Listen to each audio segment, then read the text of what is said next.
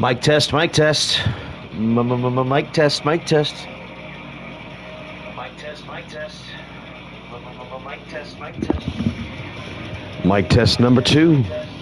Mic test number 2. Mic test.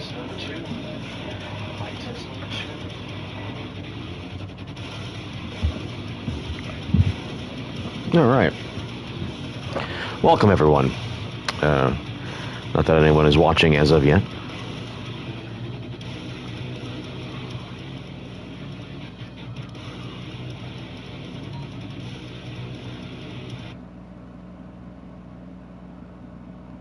All right, so we're going to put some double ungood, some Jeremy Love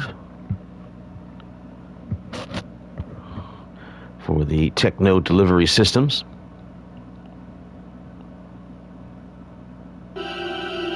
There we go. Sinister style, son. Alrighty, folks, this is Brain and Bones, and I am doing a Simfed tutorial here because, well, this is one of those things that kind of interests me. Because there's been recently, over the last couple of years, some new sort of aspects, some new introduced to the system here of the 2K game engine that we are normally associated to here. Obviously, the AEW game was a bust as far as being able to do a simulation federation.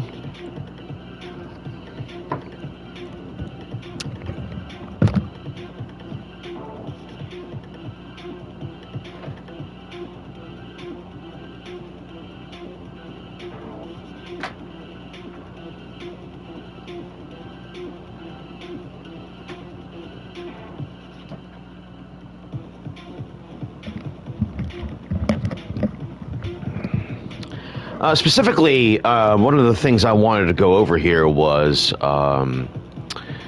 the AI settings for certain moves and how it applies to your move set.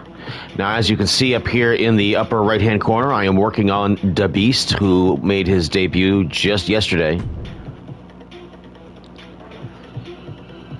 And I'm going to say that, you, of course, a thing to remind yourself here, too, is that when it comes to your finishers and your signatures and stuff like that, if you look down at the menu line down there at the bottom, there's no AI setting for that. I guess you could assign a super finisher, and quite frankly, I think that I'm going to make an executive call here. Beast, what's up there? You're in the chat here. You are just one of the people that I was hoping to speak to as far as this goes and stuff like that, because I am working on your character right now. And I think I'm going to give this a super finisher right here, because I really appreciated the fact that you used that move, but of course there is someone else who uses that move and stuff like that. And I don't think that I'm going to disqualify you from using that move altogether. So instead, I think using that as a super finisher will give you a bit more mileage out of the front flip DDT, which is definitely the one that seemingly gets it done, as we've seen. And of course, the cyclone kick is a kick that Sensei Mark Zaleski uses, but I think I've up until recently he is off of this move right now, so I don't think that's really going to be too much of a problem right there to keep that where that is. But then, of course, you see the same thing with the ringside stuff here. I'm going to leave to increase the frequency, like when you're fighting outside the ring and stuff, if this is where that finisher has to happen, I am perfectly fine with that happening too. And I also like the fact that the cyclone kick, rather than the front flip DDT, is the ringside finisher over here, because I think there's something inherently about that move that lends itself to being better and more useful for being inside the ring when it happens. But again, what I'm going to get into here as far as the tutorial number 4 here, I've done about maybe this might be number 5. As far as like when I do discussions about just kind of like my open thoughts, and much of that time has been spent in the movesets. analyzing, you know, which ones to favorite. Again, because again, like, you know, like when you're diving into this here, you know, assigning a star to a favorite is something that you would expect anyway. To give it sort of maybe a more frequency in the number of times that you'll see it in a match. But again, repeating moves in a match is really not something that you kind of want that often to happen. And of course, in this this set of moves here and stuff, you're really not going to see a lot of that or whatever because, well, these are the things that like your power meter on the HUD is kind of like leading to. So this is what I was actually just working on a little while ago here, because this is where you will definitely see the AI settings, right? So now the DDT. Was a move that DeBeast used pretty frequently, and honestly, I can't. The fact that this move was kind of spammed, because again, you've assigned the moves to yourself in a number of different scenarios and stuff like that. So, man, it was no surprise of the amount of frequency that this particular move showed itself, right? So, Ken, this is the kind of thing that I really wanted to fucking dive into here to kind of like do a little bit of analysis here. Because, again, not every scenario is something that you want to have them spamming. You don't want to maybe only have it done like once a match. And, in fact, much of the time, one of the things I'm really going to default towards is doing it once a match. Right, so if you did this move, I mean, off the top rope, yeah, I would say that considering that how many times you've assigned this move to yourself, because again, I'm not really going to change much of what you've got here as far as like trying to increase the, you know, the quality of the matches here. But if you only did this once, priority now, this is, you know, preferred, favored, very low, very... I mean, gosh, like sometimes this almost seems like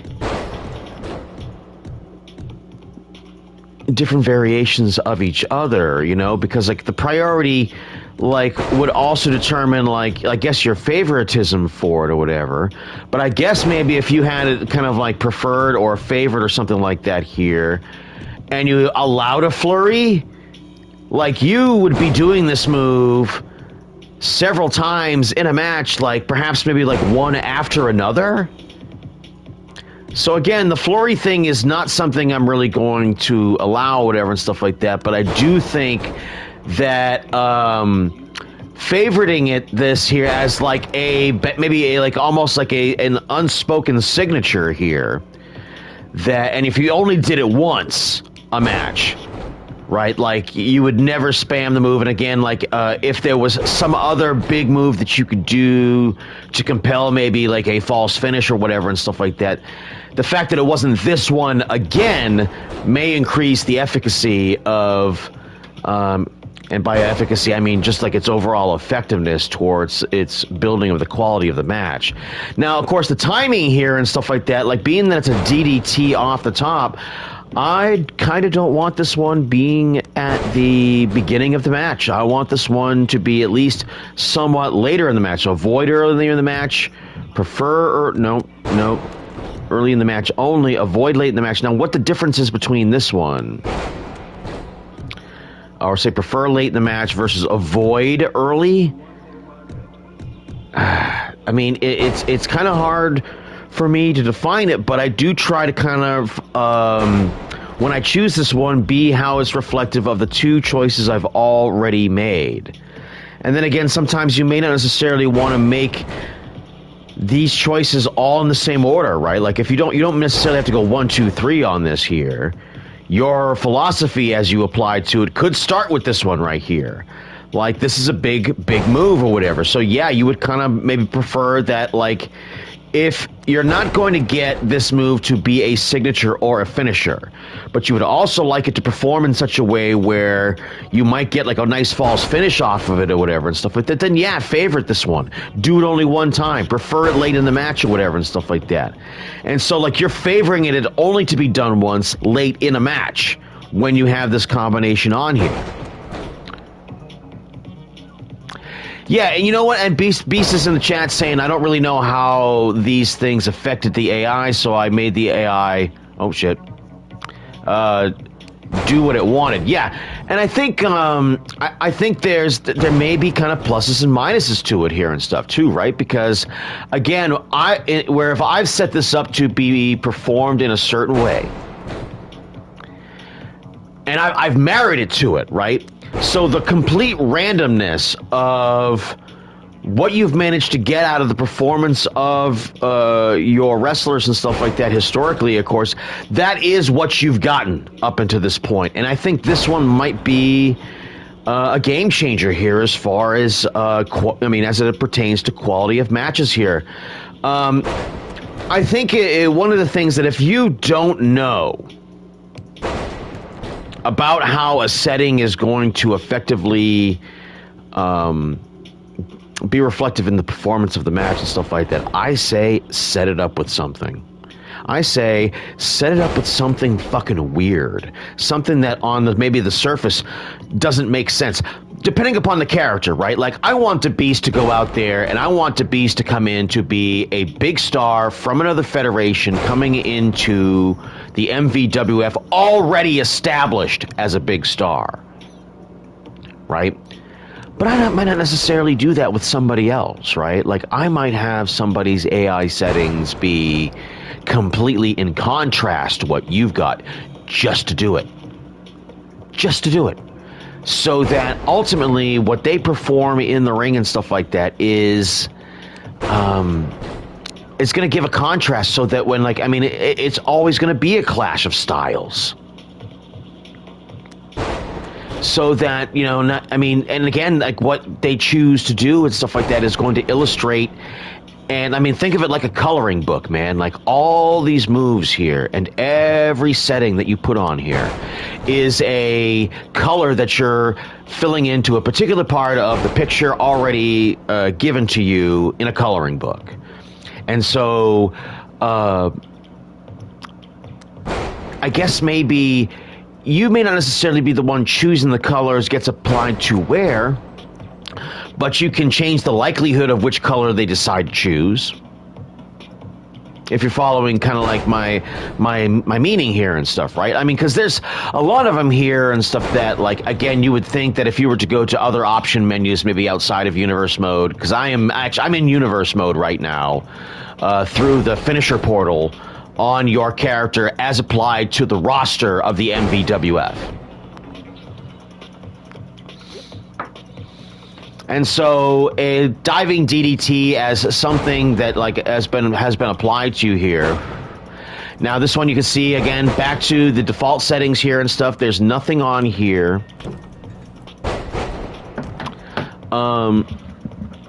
that makes me want to do anything other than perhaps maybe leave this as it. Sometimes, yeah, maybe you might want to just leave it as is.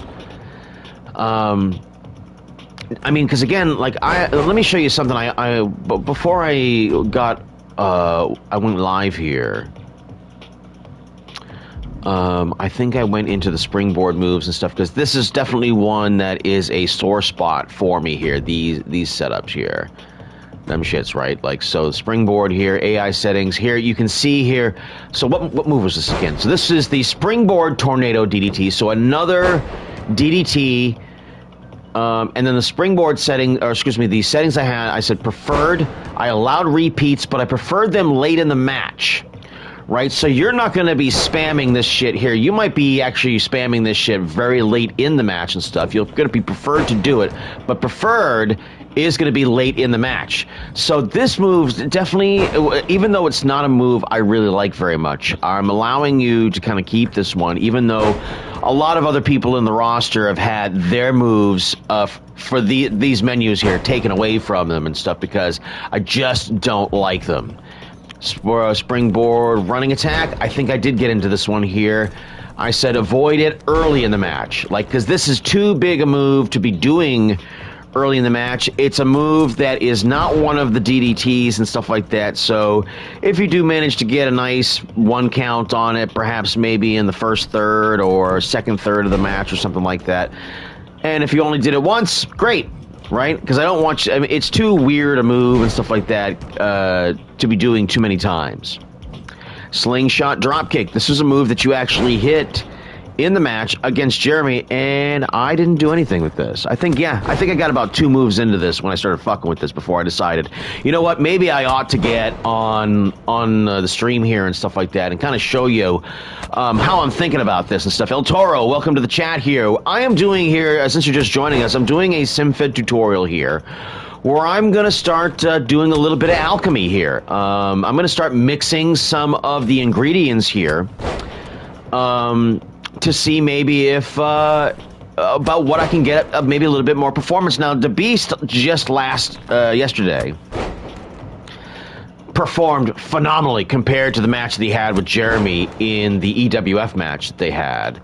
I mean, they went out there, God, I want to say about like 16, 17 minutes, I want to say. I mean, got exactly what I wanted out of that match. The Beast is now, he went over Jeremy, he avenged a loss, he comes in as a big star, and ultimately the story of the match was about how effectively the Beast used that tornado DDT in a variety of different options and stuff. Yeah. If there was a negative about that and stuff like that, that move being done that early in the match and stuff like that was definitely not something that I liked. But eventually, the match definitely coagulated in such a way to where I was like, well, shit. Like, all right, so at least I managed to get something out of the match where, like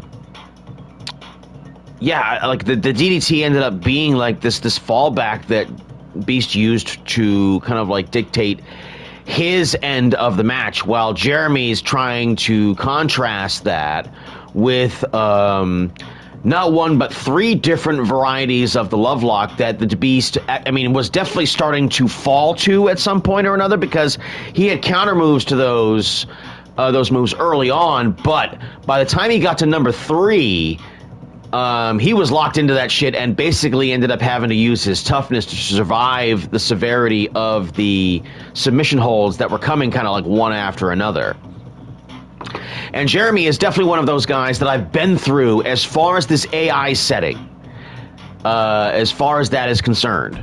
I've been through it with him and stuff like that, right? So this one here, I think I took away a couple of moves here and left you with the Whisper in the Wind here. Is as far as AI settings goes, it's not a very high priority for you. I will allow you to repeat it or whatever, if only to do something different with a match. So if you see the combination here, right? This is definitely a move where it looks like if the Beast goes for this move and misses it, it makes sense if he does, right? Because it's not something that he's going to go for as a clutch move. Right, but I'll allow you to do it more than once if it's working for you. And you won't be doing it in early, so you won't look like a fucking idiot if you miss the move, because if you miss the move, it'll probably be more out of, like, exhaustion and being into the deep end of the pool on the match. Yeah, so, El Toro, once, I actually haven't, I mean, I only just logged in this morning or whatever to start working on the game, and of course, part of the process of what I'm going to do here is probably go into community creations and start getting guys like Rockstar, guys like you, and get you guys situated so that the EWF, you know, in spite of its problems, can continue to thrive, you know? But yeah, as you see there, like I said, so yeah, that move was an interesting one for me or whatever, that I left you with the Whisper and the Wind for the Beast. So like I said, like, it's not a move that you're going to go for often. You're only going to go for it and maybe in, like, as a move of variety at the end of the match or whatever. And like I said, if it turns out to not work for you and stuff like that, it's something that you do only once in a blue moon, and if you miss it, you're not missing your textbook stuff, the stuff that the signature type stuff that I would apply to the types of moves that I would expect Beast to be doing. The holds here, yeah, let's go into this here, right? Calf crusher. So we do have the AI settings here, and these ones I actually did get into, but I'm going to tell you what, I'd already made up my mind. I decided not to touch these at all. at all, right? So considering that the options that the AI settings give you, I like the kind of the variety of the randomness of when I think that the submission holds here and the ones that you've chosen here, the cross faces, the neck cranks, or whatever. I mean, a lot of like top heavy submission holds and stuff like that with one leg move and stuff like that, right? I think that like I'm just gonna kind of leave it or whatever, just as is. I think that your submission holds and stuff like that are going to just kind of be like that, right? So, because again, like in contrast to like a lot of like the big cutters, like springboarding off of this or that or whatever, those are big spots. Those are big pop the crowd type moves and stuff like that.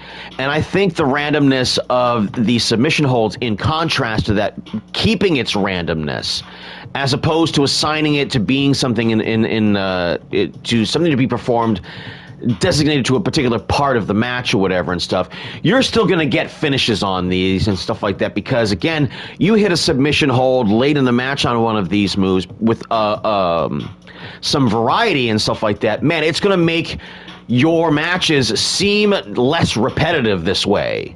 Because, again, the randomness of what you're going to choose when you choose a submission hold late in the match and stuff like that, or even early in the match, it's going to be different shit all the time and used in a different context.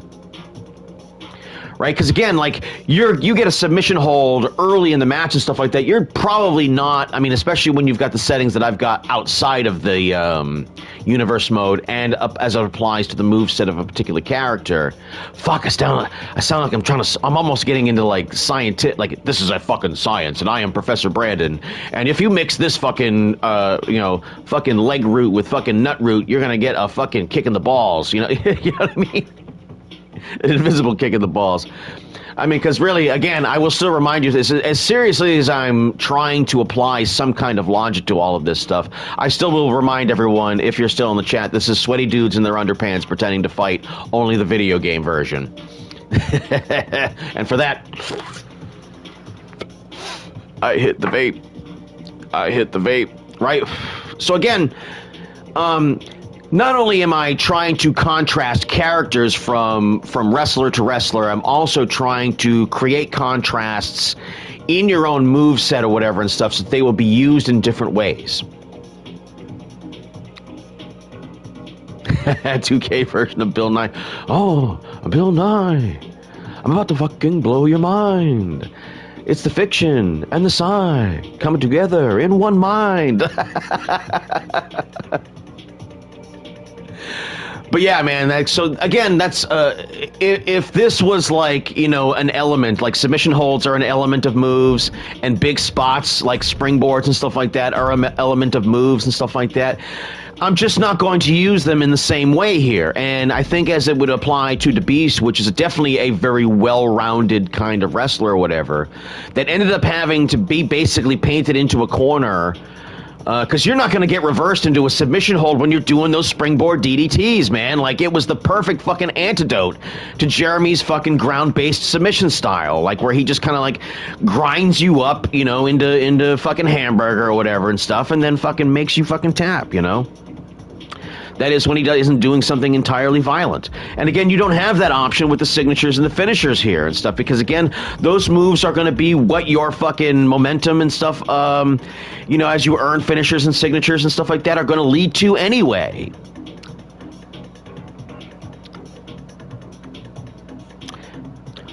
Hey, you know what? If you trust me, because bro, let me tell you something, right? Like, again, whatever I do, like, I'm open to, because once I'm open to anybody's suggestions or whatever and stuff like that. And I think that, like, as it pertains to the creation of your characters historically in the MVWF, one of the things I'm definitely going to like about having the Beast is that knowing that, like, this guy came to me downloaded and I didn't create him and stuff, because the more your fingerprints are on your guy, the more I definitely and I don't see it necessarily as a you limiting me and what I can do with your character. In fact, I actually see it as you offering me a different color that I can use to paint with. So again, understanding how the game engine uses these moves, and that these moves here, like as signatures and signatures and signatures, these are moves that the match is going to lead to anyway. So how you fill in the gaps here and stuff with some of these high spot type moves, and also potential finishers with your submissions and stuff anyway. I see that as definitely something that you want to dive into and just try to experiment with a little bit here, because again, the AI setting stuff is more of stuff that you're going to see back up here with some of the main moves that you're going to choose from anyway and stuff, right? So now you're looking at the actual settings here and stuff, right? Sunset Flip Powerbomb, Schoolboy Super Kick, X Factor, 201 Face Breaker. Which move is this again here? This is the... a bit of a... more of a lackadaisical code breaker that doesn't necessarily sell as like a finishing move or whatever. Here's a DDT again, right? So you see, I don't have any interest in changing any of the moves here that DeBeast has already selected for himself, but I am interested in perhaps maybe some of the AI settings. Now, you would already assume that between light grapple and heavy grapple is also momentum based as far as like at the timing by default settings of what the game is going to choose to do, right? But you can fuck with this a bit here, right?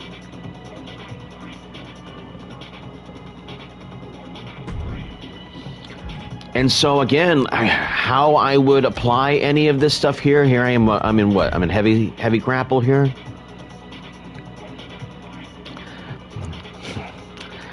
I'm feeling it. I'm feeling it with DeBeast here that I really don't need to manage much of this stuff right here. Honestly, he was using the moves by preference or whatever and stuff like that in such a way that definitely made a lot more sense to me or whatever. But I think other people, I might be more inclined to want to, like, to stage manage this set of moves here a lot more.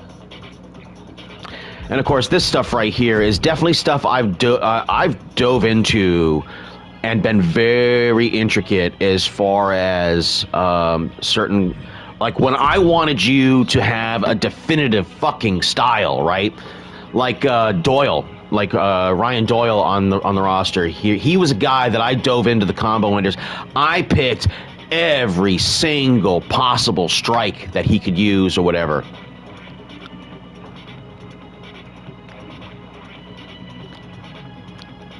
El Toro, again, I have my own personal biases and stuff like that. Like, in part, one of the reasons why I even jumped on today and stuff like that is I wanted to, I'd glanced at DeBeast stuff or whatever, but I kind of wanted at least his first match to go in completely untouched by me in any way or whatever and stuff, just to see what the character can do. Boy, did it exceed my expectations and stuff like that, but I wanted him to have a chance to have it his own way or whatever, right? But now that it's going to be more kind of like woven into the thread of the MVWF, now I kind of have to be a television producer here, and I need to kind of go out there and really get into the AI settings and stuff like that, because again, I want good matches that make sense. And Beast has heard this story before. Oh yeah, dude, we can podcast. I can talk about this shit all day. All day. I will talk your fucking ear off. Like I am right now. But I'll go back to a match in Season 1. It wasn't the first event or anything like that. The first event actually kind of blew my mind a little bit about the potential of what this could truly be back on 2K18. But I had a match where the title changed on a simple kick to the quad. Like a grounded move, kick to the quad, hook the leg, 1, 2, 3, pinned. Never mind that it happened to me and it cost me a championship, right? But Jesus fucking Christ, like that shit was just... the Jesus Christ story.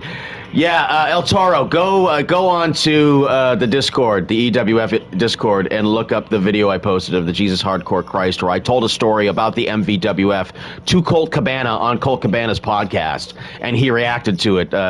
There's another story in there too that I won't tell right now, but anyway, I'm getting off off story here.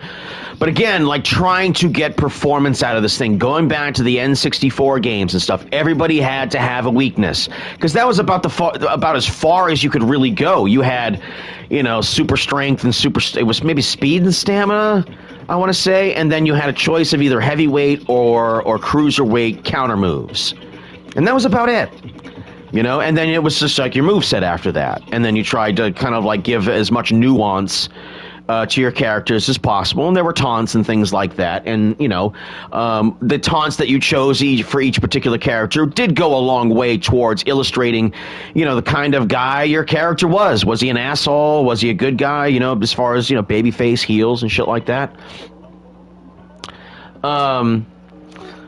But so, like, after that fucking match where I lost the belt to a fucking kick to the leg, bro, I really started to really, like, dive into what does all of this shit really mean, right? Because between personality sliders on your characters, attribute sliders on your characters, hit point sliders on your characters through universe mode, and then the overall sliders in the main menu options menu and stuff like that. Man, that's a lot of shit. And now this AI stuff has totally fucking stirred the pot, because now, like, you could, I mean, again, you're not specifically selecting the moves of what actually happens in the match, but you are giving the character a brain enough to decide to do those moves or not now.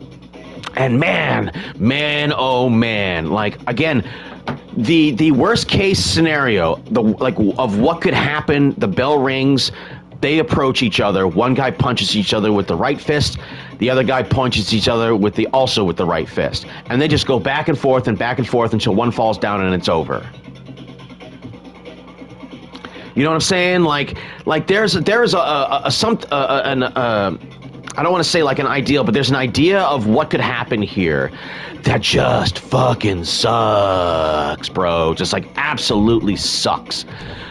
So do you want to get it to be like how you expect a match to actually be performed in AEW, WWE, New Japan, or at least in some sort of way that you would call it professional wrestling? Well, then yeah. Right? And so now you're going to want to get into here and stuff. And while I really appreciate that the Beast now has picked these moves, now I think here that we should probably get into him being seen as a smart wrestler, and that picks and chooses his moves to be done and performed at a particular time. Because again, if you were to go to wrestling school yourself in real life, first, yeah, we see what kind of athlete you are, we get you in shape, we get you doing moves and stuff like that, or at least the ones that you're good at. You'll find the ones that you're good at, and then decide when to use the moves that, you know, that most highlight your strengths of the things that you're good at, and don't do the fucking things that make you look like an asshole, you know? Oh, absolutely, more drunk Beast. Drunk Beast. Beast was drunk last night. He was fucking beer-fueled mayhem like he was fucking invincible last night, man.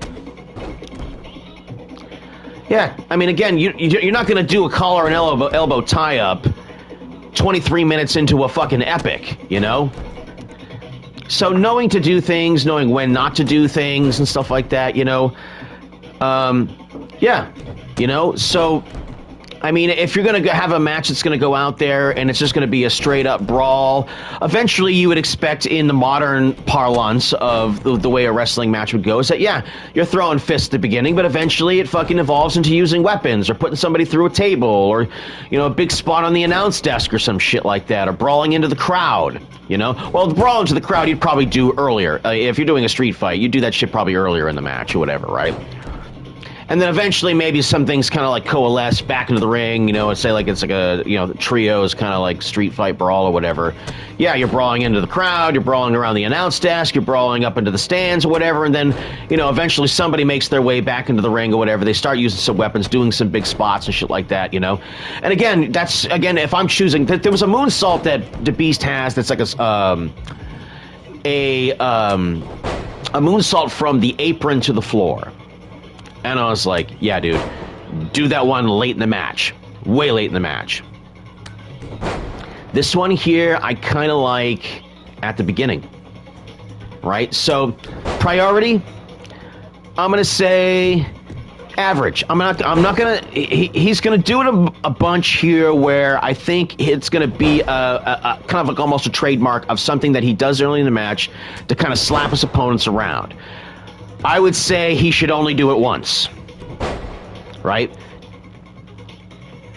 This would be one I am actually kind of flexible about, right? Prefer a flurry? No.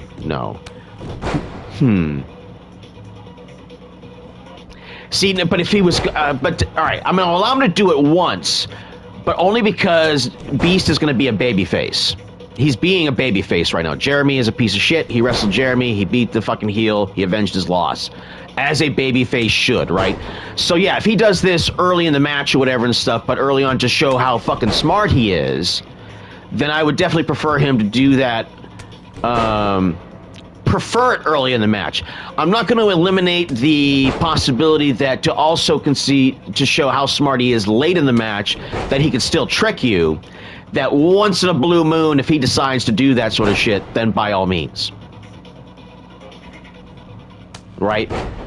Or if, but again, if I only have it only once, if it was the exception to the rule that he does it late in the match, it probably means that he didn't do it earlier in the match, and that he saved it for later just to be a prick. What's up, Prime Time? Prime Time, we are doing a Simfed tutorial here where I am talking about my philosophies on the AI settings. Again, being that this is kind of a new aspect to, I think it was in 2K24. But I don't feel like I owned a 2K24. I mean, as it is, here it is. What, it's fucking January. And I've only really dove into maybe like a handful of guys and stuff like that that have any of these settings even done. And obviously, I'm getting some really good performance out of this game as far as my matches go and stuff like that, in spite of the fact that my semi-main event and my main event both ended in a count-out and went to a time limit draw. That being said, what happened at the end of that semi-main event that ended in the count-out was perfectly fine for the booking right there, because it was meant to kind of like throw it in Brandon Bones' face. And so it was just some good shit talking by Cobra Kai to Brandon Bones. And then my main event was the only time I've ever had a 2 out of 3 falls match go to a draw. So those things being kind of like landmark things, I might not have booked that sort of thing. Like if I had complete control over it or whatever, I might not have put those two things right next to each other. Especially seeing as though I just had another event that an Iron Man match though, went to a draw by a 2-2 draw, which also was the second time that happened, because Matchmania 1, the main event, went to a 1-1 draw. But yeah, that you might be able to. It's cool that happens like on a video game, but I might not necessarily do that if I was actually running a real federation or whatever. Pele kick. I'm gonna say that one is. Oh, is this one already set up this way? All right, well, I'm not going to change that then. If you favorited that and you like a flurry on that, I am not going to change that. I did not set that up that way. Or unless I just did. I don't know. Anyway, so yeah, heavy attacks and stuff like that. Now, light grapples, I feel like these here... I feel like these should probably be left alone. For the sake of the variety of the match, right? Like, I mean, I suppose, right? Like, again, if I'm looking at black, so what is this? Is this a spin kick here? All right, so that's so AI settings. So that's a big combo thing or whatever.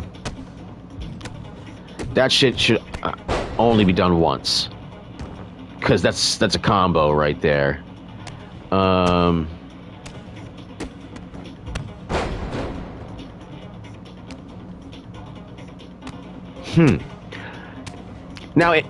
Now see, I'm figuring this out in real time. what made me start doing sim matches altogether, Toro, or what started like getting me like really trying to like iron out the wrinkles as far as like the current 2K crop or whatever? Because, I mean, we started simming matches and stuff just for the sake of entertainment and shit back on the PlayStation 1 on WWF Attitude. And the reason why was because the WWF Raw game that preceded that had a decent creator wrestler and stuff like that, but WWF Attitude after that had like unlimited number of creator wrestlers or whatever, and I basically had made all of anybody that wasn't prefab WWF, the entire ECW roster. I mean, I'm talking down to the full-blooded Italians, Little Spike Dudley, like every Dudley. Like, I had dances with Dudleys. I had the entire WCW roster, which, of course, because WCW was still around then. And I was just doing it just to do it, you know? And then I started making celebrities and people. I mean, I'm big into music and stuff like that. So, like, here it was. I had Peter Steele from Typo Negative and stuff. You know, if you don't know Typo Negative, they were kind of like a semi-goth kind of metal band or whatever. They're a little. I think they started off a little right wing, but I think they kind of got over it or whatever, over time or whatever and stuff. But like the singer was like 7 feet tall, vampire guy or whatever, and he played a stand-up bass with a guitar strap. So he wore a stand-up bass around his shoulders. And I teamed him with Michael Stipe from fucking REM. You know, everybody hurts, like that fucking dude. Oh, dude. I'm even older, sir.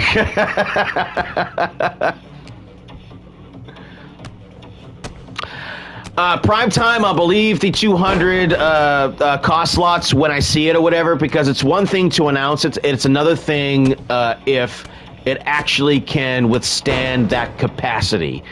I mean, guys, you see what Blaze goes through. And the whole reason why Blaze goes through the kind of shit that he does, and again, no knocking the guy, because the guy has particular needs to what his federation actually is. And he is pushing this game to its absolute bursting at the seams limits. Like, if you've got 100 fucking cost slots, don't fucking use them all. If you've got this many number of fucking, like, created matches, don't use them all. If you've got only a certain amount of fucking space that you can have for original images and stuff like that, cut yourself off at least 80% of whatever it is that you can fucking stuff it with. Because again, these games are not. They are fragile. They are fragile fucking games and stuff like that. And again, they can do a lot, but again, like it's like you never truly, like, you don't put too much oil in the engine and shit, man. Seriously, you know. You know what I mean? Having some limits or whatever. But I mean, but Blaze's like problem is that, again, I mean, he absolutely fills his shit to capacity and stuff like that. It's like one of the things I'm doing and stuff is that every created arena that I do, I save it to community creations and then I fucking delete it off of the game. And so if I want to go back to it or whatever, right? Because again, and then like, or if I rather than deleting it, I actually just use the one that I uploaded and completely wipe the slate clean on it. Is what I'm doing now. So like, I'm keeping a nice rotation of about like 7 or 8 arenas and stuff like that, and I never actually have any more than that. But I have any ones that I want to bring back or whatever and stuff like that. Then I can just, you know, re-download them and stuff like that off of community creations and stuff like that. I am certain that Blaze is also doing that as well. So he doesn't need my fucking advice on that shit. But at the same time, he's also got what he has sitting on the save of the game and stuff like that. And I think just because, like, I mean, one of the favor, I didn't even do this as a favor, but when he downloaded Brandon Bones has 0 original images on him, like, whatsoever. So, like, what Brandon Bones' footprint on that game is minimal compared to, say, like, someone like Brooklyn Joker that definitely has, like, a fuck ton. Because I downloaded Brooklyn Joker, and he has a shitload of stuff that came along with them and stuff like that when I downloaded them. Yeah. Yeah, Prime Time in the chat. Also, 2K needing a lot of patches and stuff like that. And of course, the patches themselves have also been a bit hit and miss as well.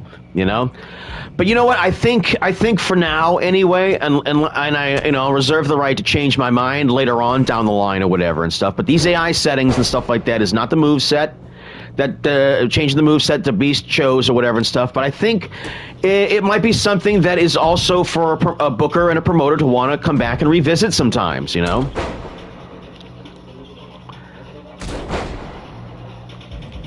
I think the variety of crutching back on the variety of these moves, I think I'm going to largely leave this stuff alone here.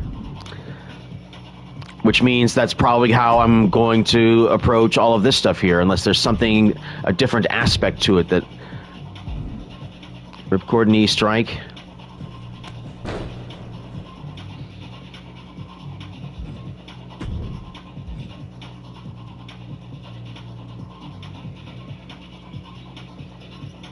He's got the show-off slam in two spots and another variety of it as well.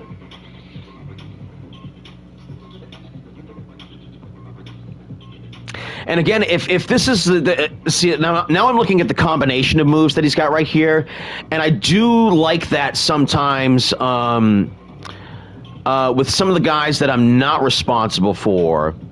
If you've got like a move that's a bit of a signature, but there's like a bunch of different varieties of it or whatever, I might go in there and tweak it by giving you that other variety of that same move, that where it still contractually stays within the move set or whatever, even if it is a different version of that move, or maybe it might have like an extra taunt on it or something like that.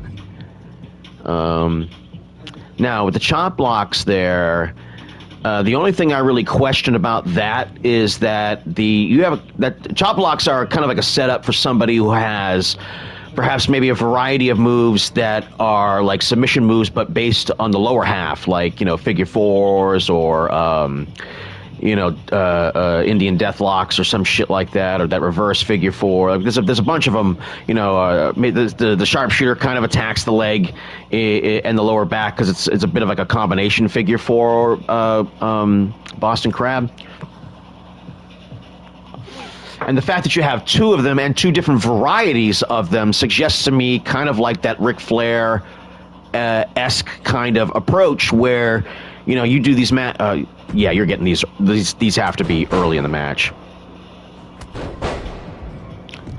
I will allow repeats, and they have to be early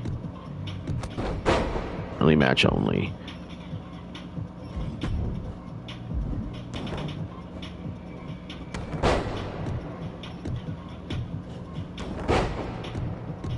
Average, okay. Allow repeats, yep. And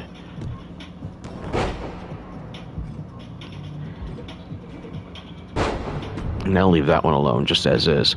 See, because you'll appreciate having those chop blocks being thrown early in the match and stuff like that. So if you end up going for the calf crusher, then that'll actually sell the calf crusher as being a potential finish to the match.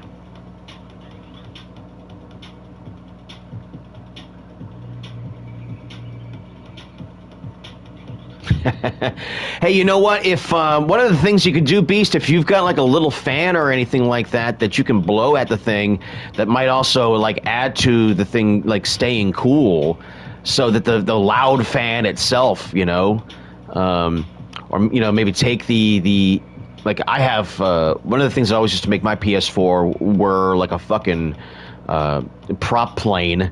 Was the fact that like it's inside a television console, setup where the TV's up on the top or whatever and stuff, and it's like inside like a little shelf or whatever. One of the things I've always kind of meant to do is to maybe like cut the back out of it or whatever, or maybe poke a few more holes back there so that there's more like airflow through that little area and stuff like that, so that the fans will actually start cooling the fucking thing. It can, if the thing overheats, yeah. Yeah, it'll crash on you for that sort of shit.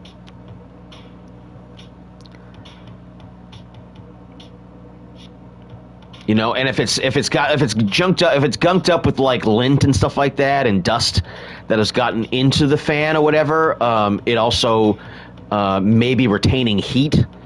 You know, like it gets like a woolly sweater in there sometimes, man. There's so much junk. Yeah.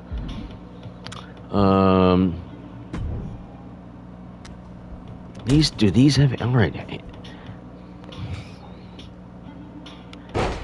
See now these all right. These have AI settings on it, or you actually set the AI setting on this one right here. So maybe I guess maybe you must have fucked with this at least a little bit.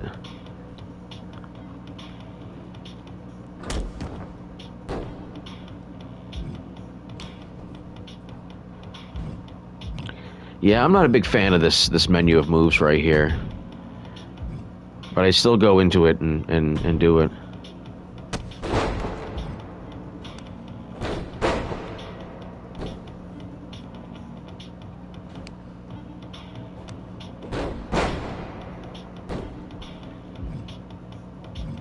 See, now, this is basically kind of like almost a reversal move.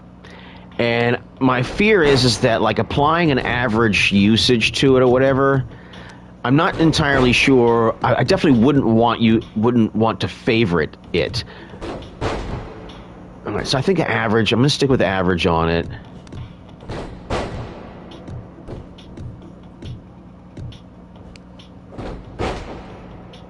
Now, default AI will avoid performing this move twice in a short span of time. Let's try that one. This is the one I probably used the least here, right? And again, like if this right here is suggesting that like spacing out of the moves and stuff like that can go a long way, right? I kind of like that, right? And then in this case here, I'm just gonna kind of like leave it open to happen at any particular time. And maybe just let this be the deciding factor. Because these two are like, the top and bottom here are basically default settings and stuff, right? But this is also a default setting. I'm interested to see how that affects it in some way.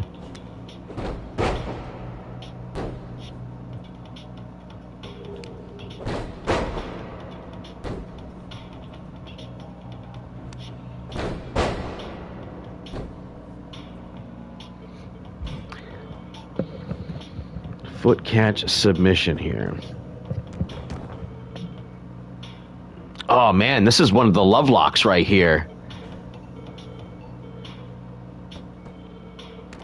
So if you wanted to continue to like perhaps maybe send Jeremy a message or whatever, right? Because you probably, I mean, your next match probably won't be against him. But man, if you favorited this move, right? Because again, like you favorite the move here in the selection screen, right? So you star that shit, and then you get into the AI settings, and it feels like it almost repetitive. Like the kind of like, because again, you would favorite it again here. It's very likely to perform this move when given the opportunity, and will sometimes go out of their way to create the opportunity.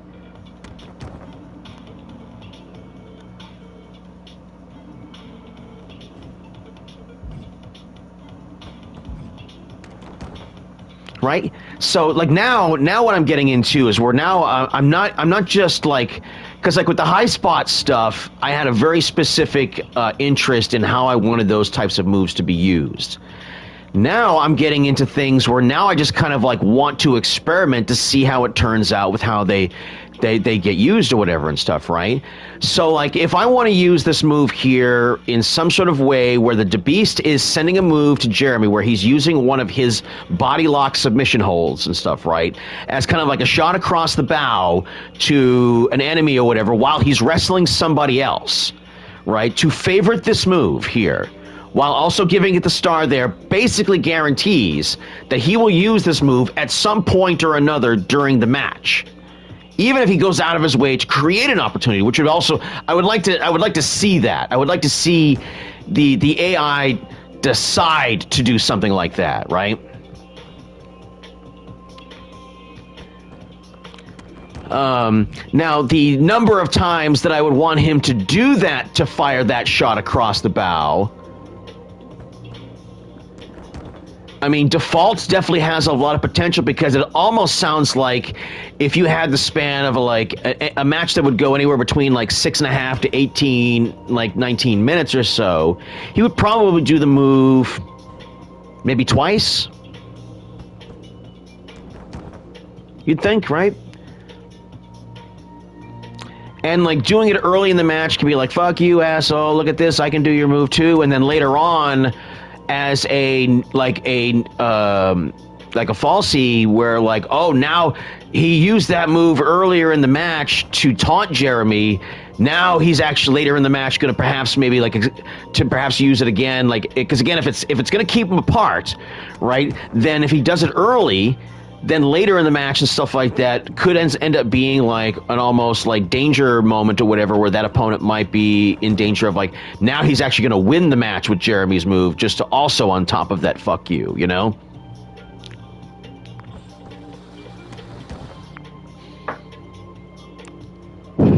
But again, allow repeats.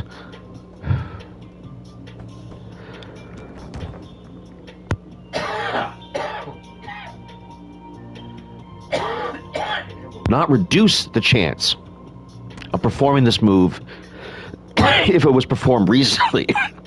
Now, damn.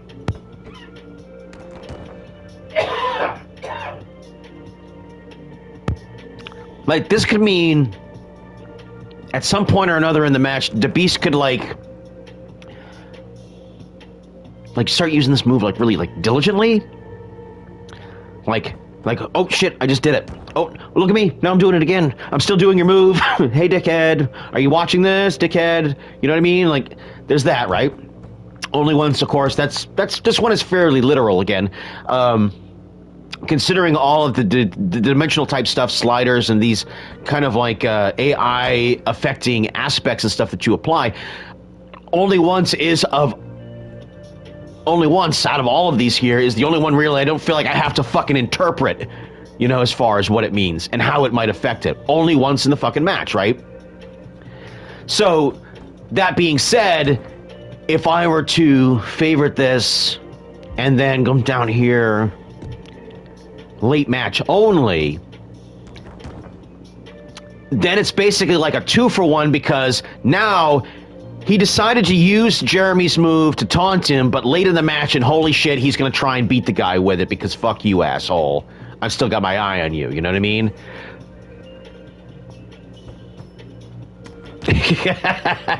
Give me a break, sir.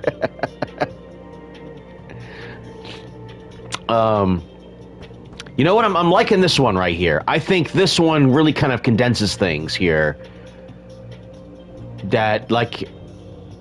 Because, again, I don't want everything about what's happening to DeBeast to be about Jeremy, but I would like to continue that storyline. And if he were to use this, like, we favorite this fucking move, he uses it only once at the end of the match or whatever and stuff like that. And even if he doesn't get the win with it and gets it with, like, say, like his, you know, somersault DDT or whatever, or something like that, you know, something that's actually part of his trademark or whatever, that's also fine, too. And you still kind of get... the ore that you were trying to like mine out of the rock there. All right, I'm going with that. Mule kick reversal. We'll just leave that as is. Honestly, some of this stuff right here is some of my favorite stuff. And I think I'm really starting to get like a lot of good performance out of these two moves right here because, man, I do like a good roll-up for a false finish. I mean, because, man, like, again, the shoulders are down, the crowd comes up, right? I mean, and oftentimes it's also a good way for a guy to lose, but he doesn't lose all of their, you know, their credibility and stuff like that. Because, again, one of the things that definitely was a thing that people complained about on the internet during the early part of the Ruthless Aggression era was the roll-up finish. Like, you could go through, you know, several hours of Raw and SmackDown or whatever, and you got disqualifications, countouts, and roll-up finishes. And thinking that the roll-up finish was going to be in some way ultimately satisfying to bringing any sort of question and answer to its conclusion, right? All's fair in love and war, Mr. Beast. But yeah, this shit is definitely something I'm going to work on right here. So if he's got victory roll number 3, we got AI settings, we've got the default settings. So the Beast did not get into this one here. I can tell you right now how I have Brandon Bones set up for these moves. I got lots of inside cradle, small package type moves, and I've got them frequently towards the end of the match. Because, man, with my guy being, I mean, I know I'm kind of like turning babyface in EWF, but I'm a heel everywhere else. Like, I am the fucking heel everywhere else. You know, in NWA, I definitely got some main character syndrome over there. I definitely got main character syndrome in the MVWF. I was supposed to be a heel in EWF, but it hasn't just turned out that way because my fighting spirit is just too much to fucking deny or ignore. Yeah, I like a lot of false finishes, man. And you know what, though?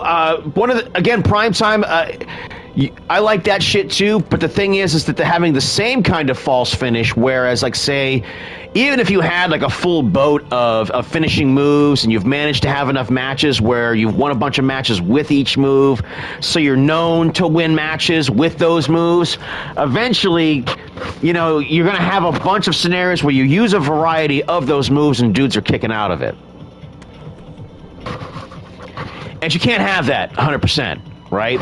Like, if you've got 5 finishing moves assigned to you, and you go through 4 of them in a match, that 5th one has to fucking beat that motherfucker, one way or the other.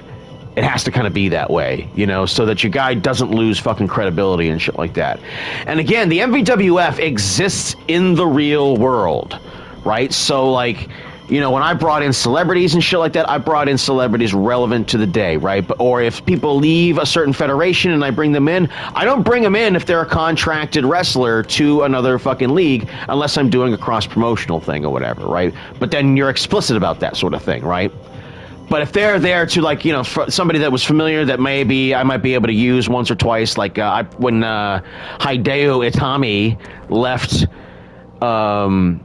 you know, WWE, NXT, wherever he was at when he went back to Japan. Before he went back to New Japan and stuff like that, he toured the United States for a little bit. And I brought him in for a few shows and stuff like that, right? So I use that guy, right? So it exists in the real world or whatever, right?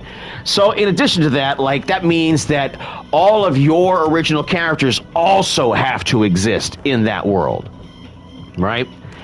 And so what I'm choosing here, again, all of this alchemy, are all the ingredients of what I'm trying to use to affect that. And I think I like this kind of shit. I like it real early in the match, and I like it real late in the match.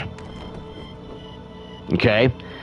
So, priority, average, preferred, favorite, very low, low, average, preferred. Preferred is definitely what I'm going to go with here and stuff, because again, for DeBeast, that is somebody who's going to be walking in the door without the expectation that he's really going to have to climb a lot of the lower rungs in the ladder or whatever and stuff like that. Him wrestling that main event style is kind of what I'm going to need him to do. And I'm going to need to allow some repeats here and stuff, right?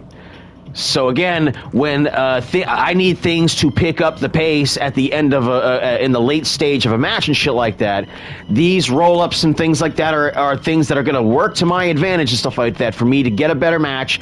And I mean, when I'm calling this stuff on the mic or whatever, I'm going to be flying high and shit. So we're going to avoid early in the match, prefer nope, early in the match only, nope, avoid late in the match, nope. Now, avoid is unlikely to perform this move in the late phase of a match. Now, but the thing is that it's unlikely, but it could be, right? Now, being that I've got 2 of these moves here, if I gave this one to this move here, and then did something kind of like with this one here, and went with the crucifix, where the timing is now the inverse of that, would prefer late in the late match, whatever, right?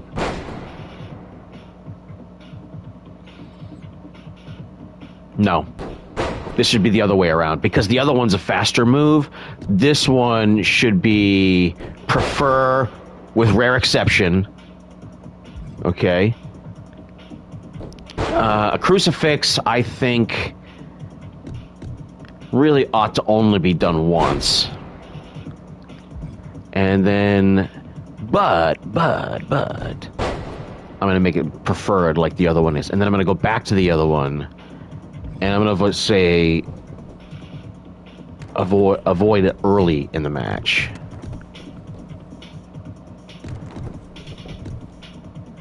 Prefer early in the match, with rare exception, okay? No, prefer late in the match. Prefer late in the match, right? So if that one there, and then here.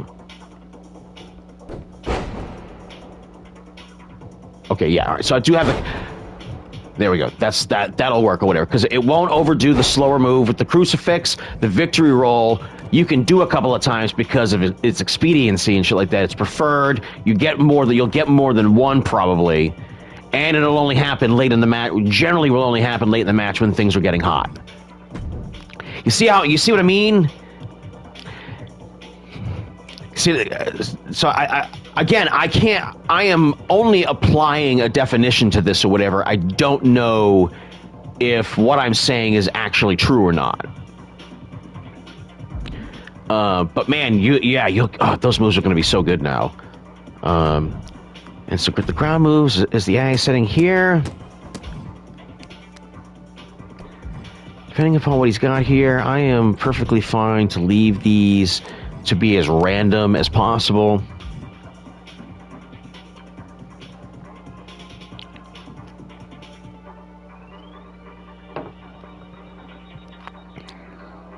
Yeah. Hold on. This one, though.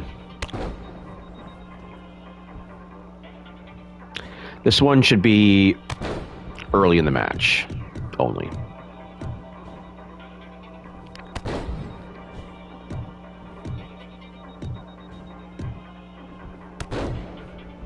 But I'm going to allow a flurry on it. But very low. I don't want you doing that shit all the time. But some match somewhere down the line, and whether it's next or not, early on in the match, you're going to be just doing this or whatever. You're going to be just dominating somebody early in the match or whatever. You're just going to be throwing these fucking rolling sentons on this fucking asshole. But you'll get over it eventually, and then you'll just move on to the bigger moves.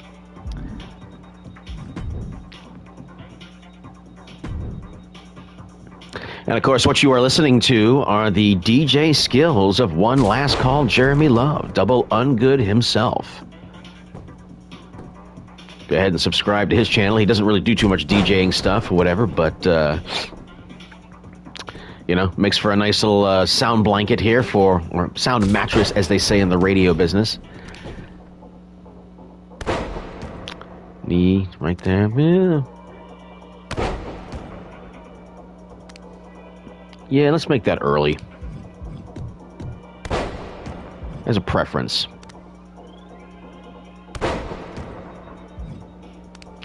I mean, because I think about it like this for a second, right? Think about it like this, right? Like, what if you were to, like, low priority, like, fucking every move? Like, what's it gonna do? You know what I mean? Like,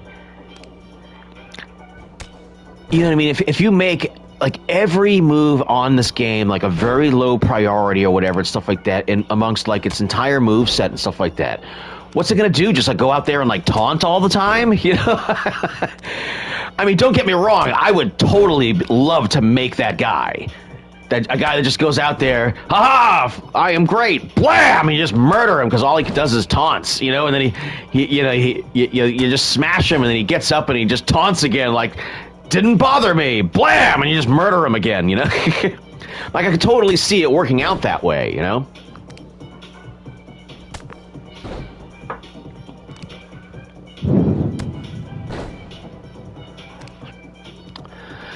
Yeah, the selling, again, the selling is definitely something that I'm struggling with here because, like, a lot of times one thing... I mean, I definitely get more double downs, like with both guys down a lot more than I used to.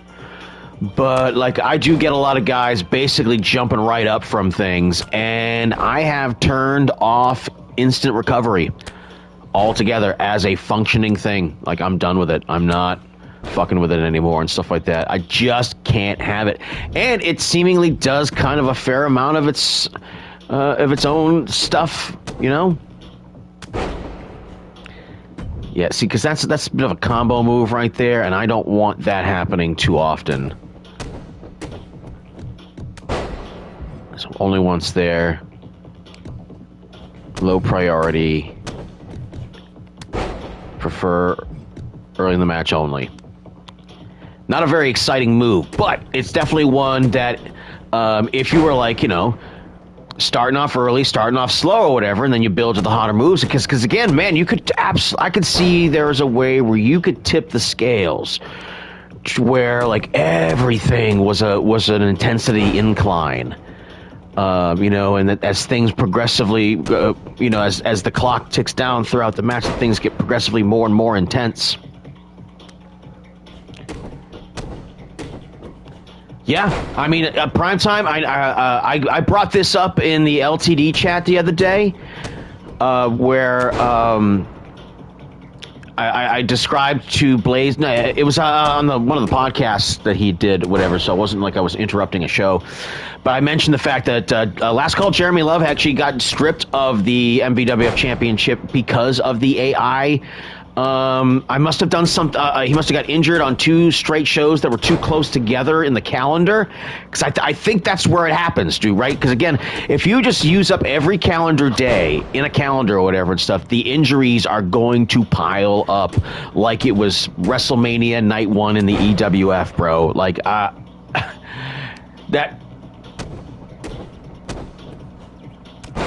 Well, you know what? I'm going to say definitively, I mean, the games that we have now are the absolute best games you could ever possibly... and in the entire history of all the games that I've ever used before, the 2K games, in spite of their software flaws and stuff like that, are the best games ever invented to do Simfed wrestling.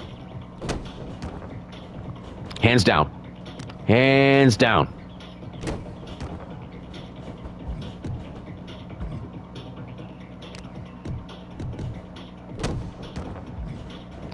I mean, some of the most legendary MVWF stuff happened on the Nintendo 64. The Jesus Hardcore Christ story, the Mansion Mania, the Canada Cup tournaments that we did. It was the 32 team tournaments or whatever.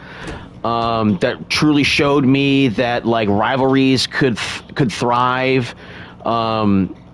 You know, the huge improvements from WrestleMania 2000 to No Mercy, which again, as far as like playing a wrestling video game, that is the greatest video game of all time, and it was a fantastic simulator for matches and stuff like that too. In spite of the fact that like WrestleMania 2000 had full-on entrances.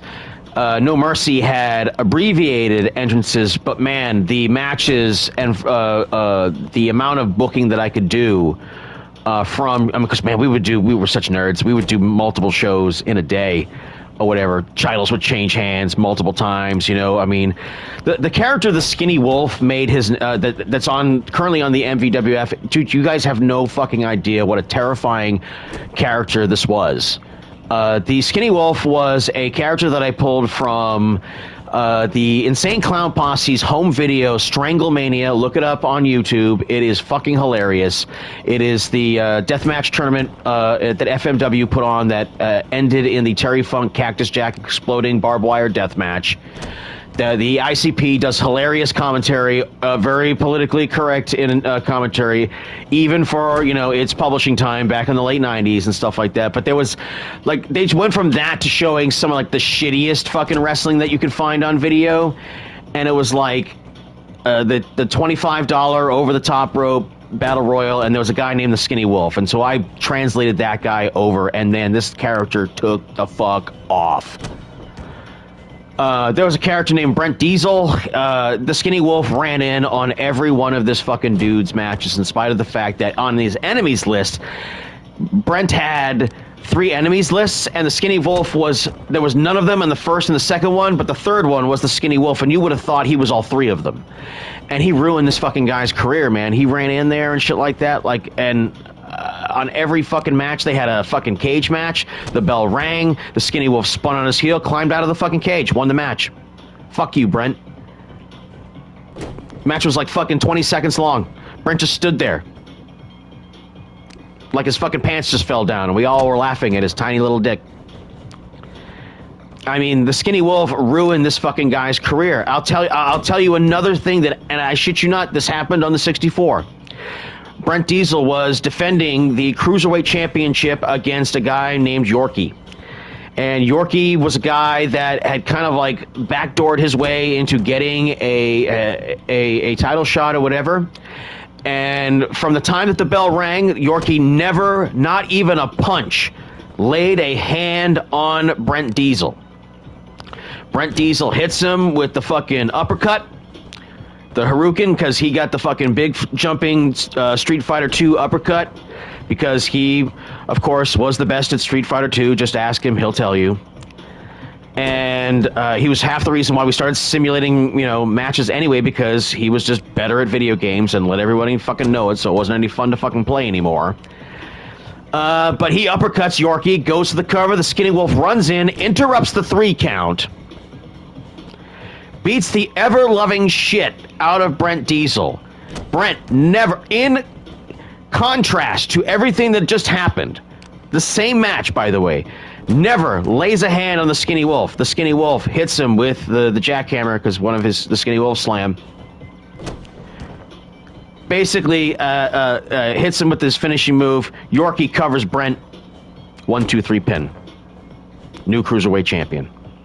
Never laid a hand on the man. Had the nerve to accept that as a championship win, when this other dude who had been feuding with him and stuff like that for like the prior year and stuff like that, and always ran in on his matches and shit like that, basically won the belt for him. That fucking happened.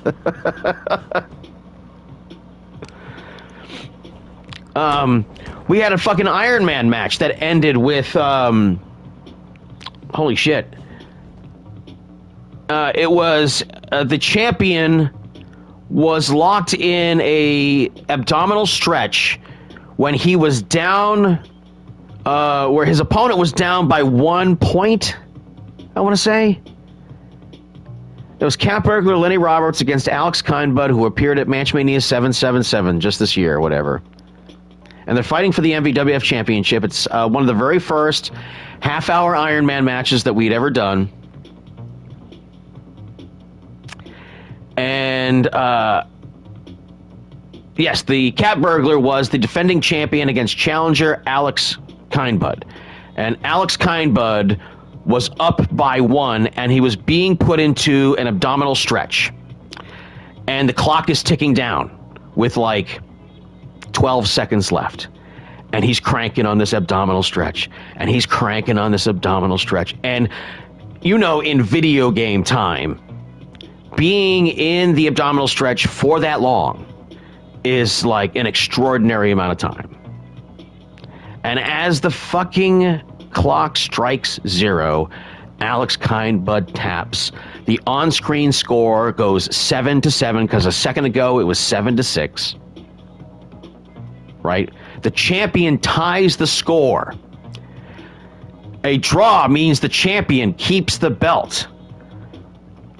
But the music being played as who won the match was Alex Kindbud's music. The game told us that Alex Kindbud won the match, even though we saw the champion score the last point on screen.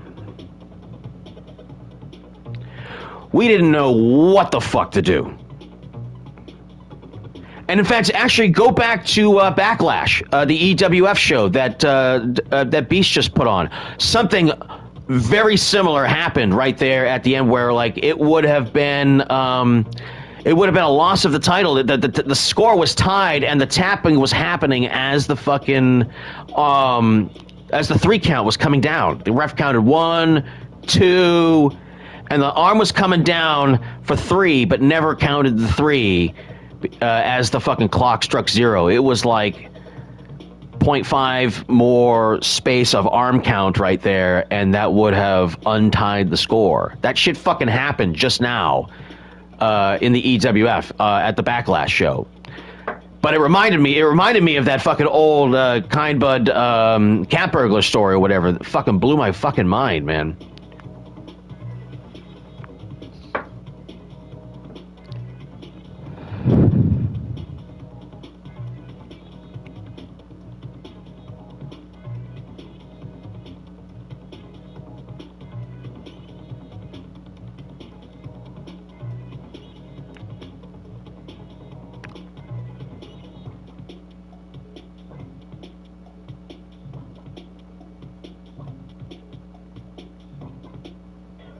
Grab his dick and twist it! Oh my god, dude, this is an MMA fight, dude. You twist that dick! Twist his dick! Twist his dick! Dude. Oh my god. Oh, dick twist!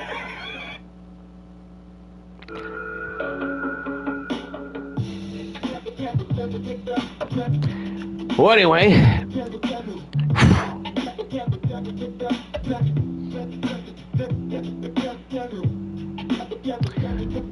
But anyway, I think I've based off of at least how I've defined things here and stuff. I feel like I'm coming away with a decent understanding of how this AI settings and stuff like that really works or whatever. Yes, yeah, the strikes and stuff like that, I really don't feel like I want to remove any sort of variety of other than what was already being applied here, you know? I mean, because you can do these moves multiple times in the match and stuff like that, and it's just fine, you know? If they do it a bunch of times.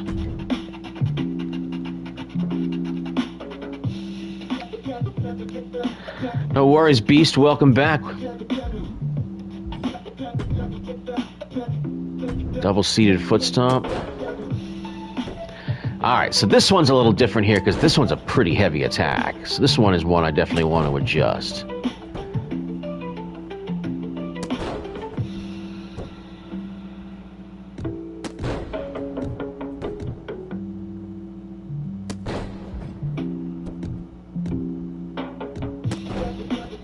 You don't do that one once, because, I mean, technically speaking, if you double stomp somebody in the face, they should probably die.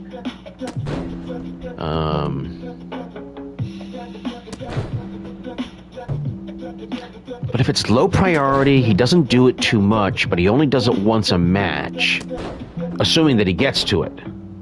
If I left the timing open for any versus... I'm gonna leave it for any. Because again, it'll perform differently compared to differently to a lot of the ones that I have assigned more specific things to.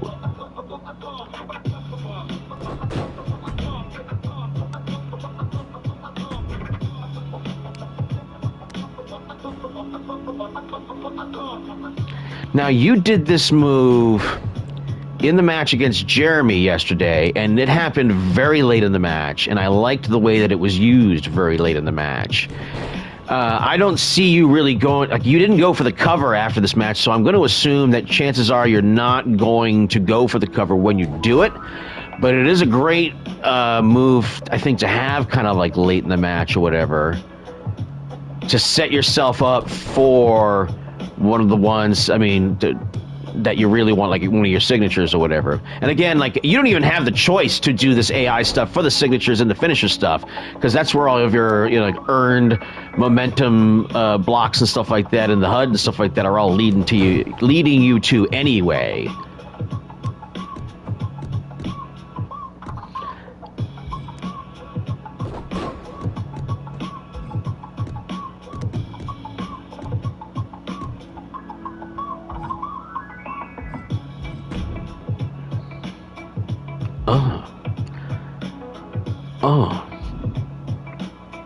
Oh, that's right.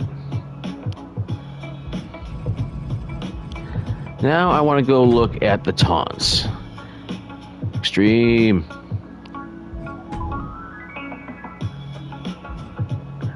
Okay. Now, Does this have any AI stuff? No, it does not. I guess you can favorite them.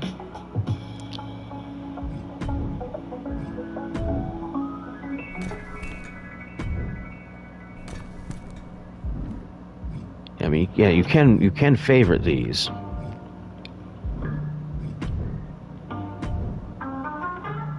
Okay. All right. So Beast basically just spammed them from one of the Hardy Boys. That's all right. There's a bunch of guys on the roster that I've done like that too.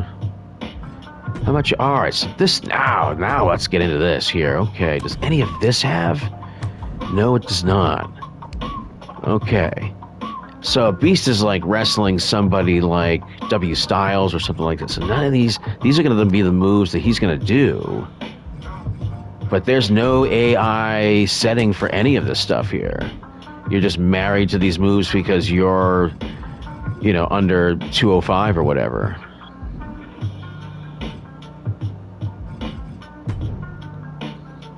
What this stuff here? It's got anything? No? Okay. No, those just is what it is.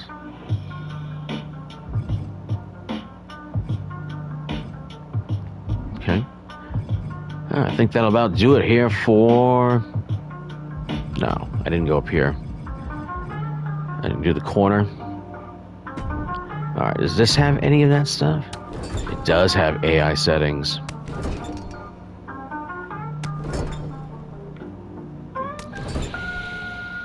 Now, as far as match work goes and stuff like that, like trying to consider the corner moves and stuff like that, like, oh man, like there is a lot, especially for like your tag team guys and stuff like that. Your tag team guys are I might leave this alone for singles guys, but I might be more specific with tag team guys here. Like if Uppercut and Fisticuffs, if I were going through their shit right now or whatever, I would definitely be applying some serious stuff here for AI settings and stuff like that for these tag team guys, because again, AI wise, you know that the tag team guys are going to be more drawn to be in situations that put them face first into the corner.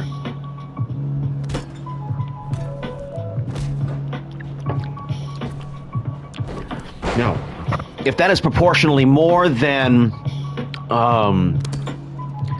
a singles wrestler would be, I'm not entirely sure there. I'm second guessing what I just said right there. Because again, like historically, I mean, yeah, they do go to the corner a fair amount. Like, man, like during the title match or whatever, Koido went for that that Poison Rana like twice, like very late in the match and stuff like that, and they battled in the corner or whatever and shit. So I mean, it really made it look like they spent a lot of time over there.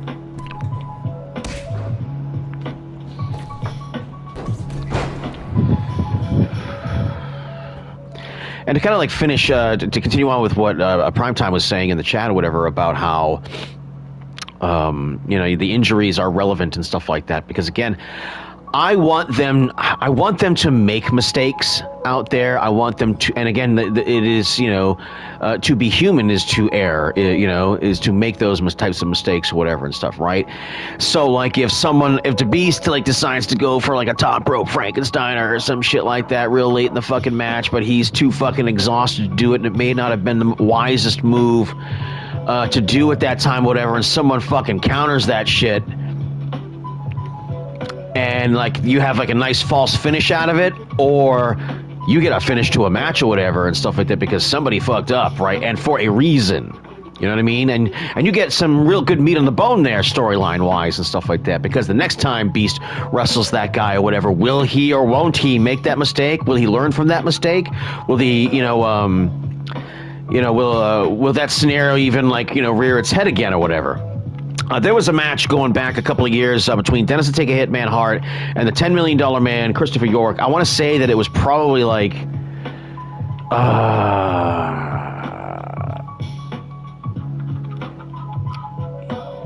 it was on 2K23. And these guys fought to a finish at this match, and Dennis won the match because The $10 million man had hit a top rope German suplex on a big man like Dennis Hart. So, like, you know, again, that's Dennis's Titan style had been matched by the $10 million man, who had recently changed his style to adapt in that way. And he kicked out of it the first time, and then a second time didn't get answered because Dennis had countered him up on the top rope, so he didn't get a second opportunity to hit it to answer the question, because two of those moves you would think would have even put down someone of the caliber of even Dennis to take a Hitman Hart. Until the rematch. And the same scenario reared its head, and yes, Dennis kicked out of the top rope German suplex again. But a second attempt this time did get hit by the $10 million man, and it did get him the victory in the rematch, basically answering the question that was left by the first match, saying that yes, that if Dennis had not had the wherewithal to not take that fucking hit, the $10 million man would have won the first match. You know what I mean? So it kind of put like a little bit of a fluke status, you know. And again, on the first match order, yeah, Dennis won the fucking thing. He did, but again, he did counter it the first time because of his skill and his wherewithal and his ring generalship and stuff like that, you know. So again, both guys looking smart or whatever and stuff like that, coming out of that storyline in that match rematch combination there and stuff like that. Because of course, it was afforded. But again, the first match, unfortunately, I mean, I would tell you to go into the archive. The rematch is there. The first match is not. That match was lost to time because I had actually been knocked off of streaming or whatever and stuff like that, and was just not aware of it. But it was from that point or whatever that I started doing things like setting up my iPad and stuff like that, you know, through a non-account, you know, as a guest or whatever and stuff like that. And I can still monitor the chat, which at the time I had no chat. I mean, remember, the MVWF really only started getting people appearing in the chat only in like the last year or two or whatever and stuff, when people like Primetime started showing up. Because, you know, like I only really ventured out to even make myself even be noticed and stuff like that is like when I started doing things like poking my nose in to the NWA and stuff like that, you know? And my perception of things and stuff like that, my perception of things is a lot different of the NWA now. I'm definitely much more invested in its history and its matches and stuff like that, and other matches other than, you know, just mine. You know, sometimes you can have a federation that's just kind of like that, where people are kind of just interested in what their character is doing. And then it doesn't necessarily make for a, you know, a great league and stuff like that. But of course, the MVWF was already populated with at least about maybe like 35 people and stuff like actual people. And then a bunch of other people for the rest of the roster of like characters that either those real people fucking submitted or people that I created and stuff like that. But again, those characters and stuff like that tend to be, you know, sacrificial lambs and stuff like that, and I tend to put more favoritism and shit like that on those that are real people, because of course I do like the views, but I don't ask anybody to fucking like or subscribe. I don't give a shit about likes or whatever, or making my federation a particularly big deal. I am much more concerned with my own personal satisfaction with how my overall show comes out. And I think that those that are kind of like, you know, frequent my chat nowadays and stuff like that are starting to kind of like latch on to the, you know, the cut of my jib, man. I do think that I do get a lot of very good meaty storyline stuff out of the material of which the matches provide me. And I think that has always been the thing that I could hang my hat on and stuff like that, even in before the streaming days and shit like that. I mean, never forget, like, I mean, I had a party of people of like 30 people showed up for the husband versus wife match that I promoted. The two people that were throwing this party, like a grown-up party or whatever and stuff, you know. And, you know, when people aren't just like, you know, smoking cigarettes or having drinks or whatever and, you know, catching up with one another and stuff, old friends, new friends at the party, whatever. A lot of people showed up to see the battle of the sexes, you know, Chris versus Amy, right, in the match or whatever. And I had both the husband come over to my house or whatever to create their character on the GameCube, separate apart from the wife, and then she came over with actually a bunch of her girlfriends because she had been out all day bar hopping that day or whatever because she had a day off from the husband. And then they all came to my apartment or whatever, and all of these ladies were shit-faced at my apartment or whatever, and they're just like, oh, just give me all the moves where I punch him in the balls. And I was like, chef's kiss, ladies. That was fucking brilliant. And so that was in fact what I did. And the GameCube was one of those fucking games that provided you with a lot of low blows and in a bunch of different scenarios in which to provide said low blow. And so we went and simmed this match in front of this fucking party full of drunk people, man. And man, you would have thought it was Foley winning the title at the Worcester Centrum, man. Like, and I was, by the way, I was at that show. And Stone Cold ran in, the glass breaks, the Worcester Centrum, bah! Crowd fucking blew the roof off the place. It's Amy versus Chris. The bell rings. Boom, low blow. Boom, low blow again. Boom, low blow. And for 2.5 minutes, it was basically nothing but every low blow that we'd assigned when all those drunken ladies came over to my house or whatever and stuff like that, right? And seeing how this nerd lives. And anyhow, but yeah, man, fucking round of applause and stuff like that. Everybody fucking liked it or whatever and stuff like that. We tried to put one more match on and everyone fucking cleared the fuck out. They'd seen the main event at that point or whatever. But again, I mean, these are the things that you can do with this shit, man. And this is the reason why I've done this for so long. Is that, like, I've managed to do this in a lot of different contexts and a lot of different ways and shit like that. Yeah, so these are moves. Yeah, these are big spots. These are like moonsaults off the top rope right here. And so, yeah, I'm going to do some shit about this, assuming, yeah, all right, so.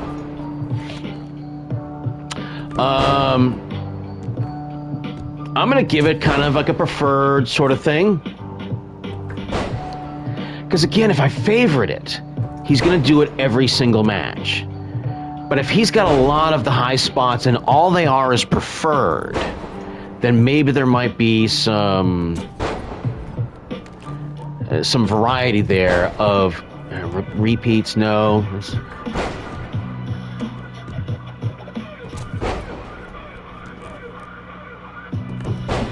I'm really finding this default setting to be very comforting. You know, because again, like, because again, especially if it's like, it's not going to put two of them, and if I make it kind of late in the match, or at least prefer late in the match, yeah, I think that, because again, you need that move to be done in a variety of different ways, and you know what? If I leave this one blank, this one stands in contrast to the other. So this one, yeah. All right, let's do that. Because man, you'll have the same move here, and you'll probably use it in completely different ways. Yeah, you're really into this prime time? I mean, yeah. I mean, again, you said that you had your son making your guys for you and stuff. I think that's fucking awesome, man. Because like. Again, like it is to a degree now that there's a craft to it now, you know, because then once you've got all of these, I mean, dude, I'm fucking still working on the Beast right now, you know. I mean, these are moves that I really would like to see him do in a match, you know. But I don't want him to fucking wear them out. So yeah, Spider Suplex, you only get to do that one once.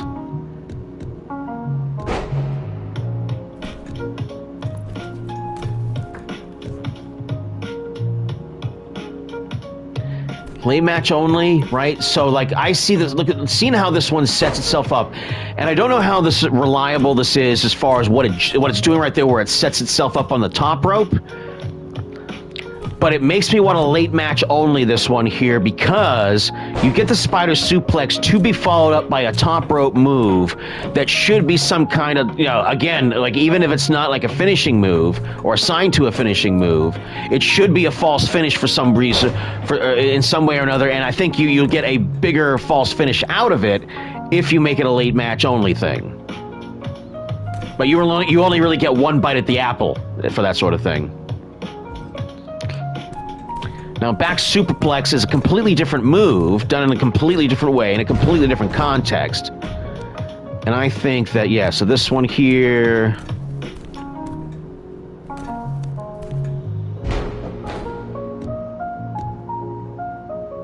Oh, it does a sell at the end where it hurts? See, that makes it way more like late match type of thing. Oh, but if you allow a repeat, if he did that move as a preferred and allowed a repeat, and the timing, this could be a very, if I did this early, this would be a very different way of like opening up a match or whatever and stuff, right? Like the Beast throwing caution to the wind or whatever and stuff like that. This would be a very chaotic way of opening a match, especially if you did it like twice.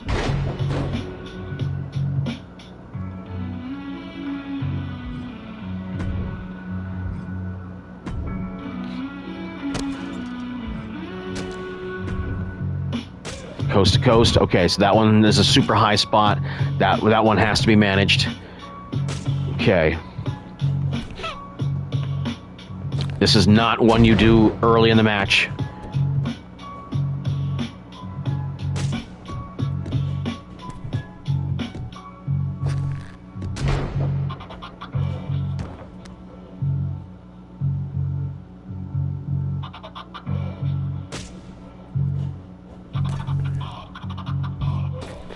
Once. You only get one bite at the apple for that one. And I'm going to give this a very low priority, because again, it's such a big spot that, like, if you save it for a big match and stuff like that, it makes the bigger match bigger. And if it's a smaller match or whatever and stuff like that, then you just made like yourself like even more notable or whatever. I'm going to leave that one alone. This one I want to work on here. Yep. This is a big spot.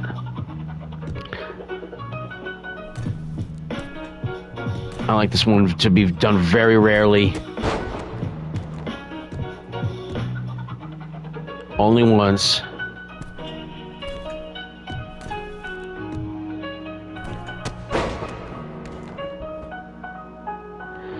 This move, though, could be... like if you catch somebody like diving into the corner there and they get caught up in the ropes or whatever and you go into this here and it's early in the match, this could be the kind of thing that like starts you on your run throughout the match. But if you don't do it very often and you only do it once, yeah, it's fine. All right, I think I'm done here.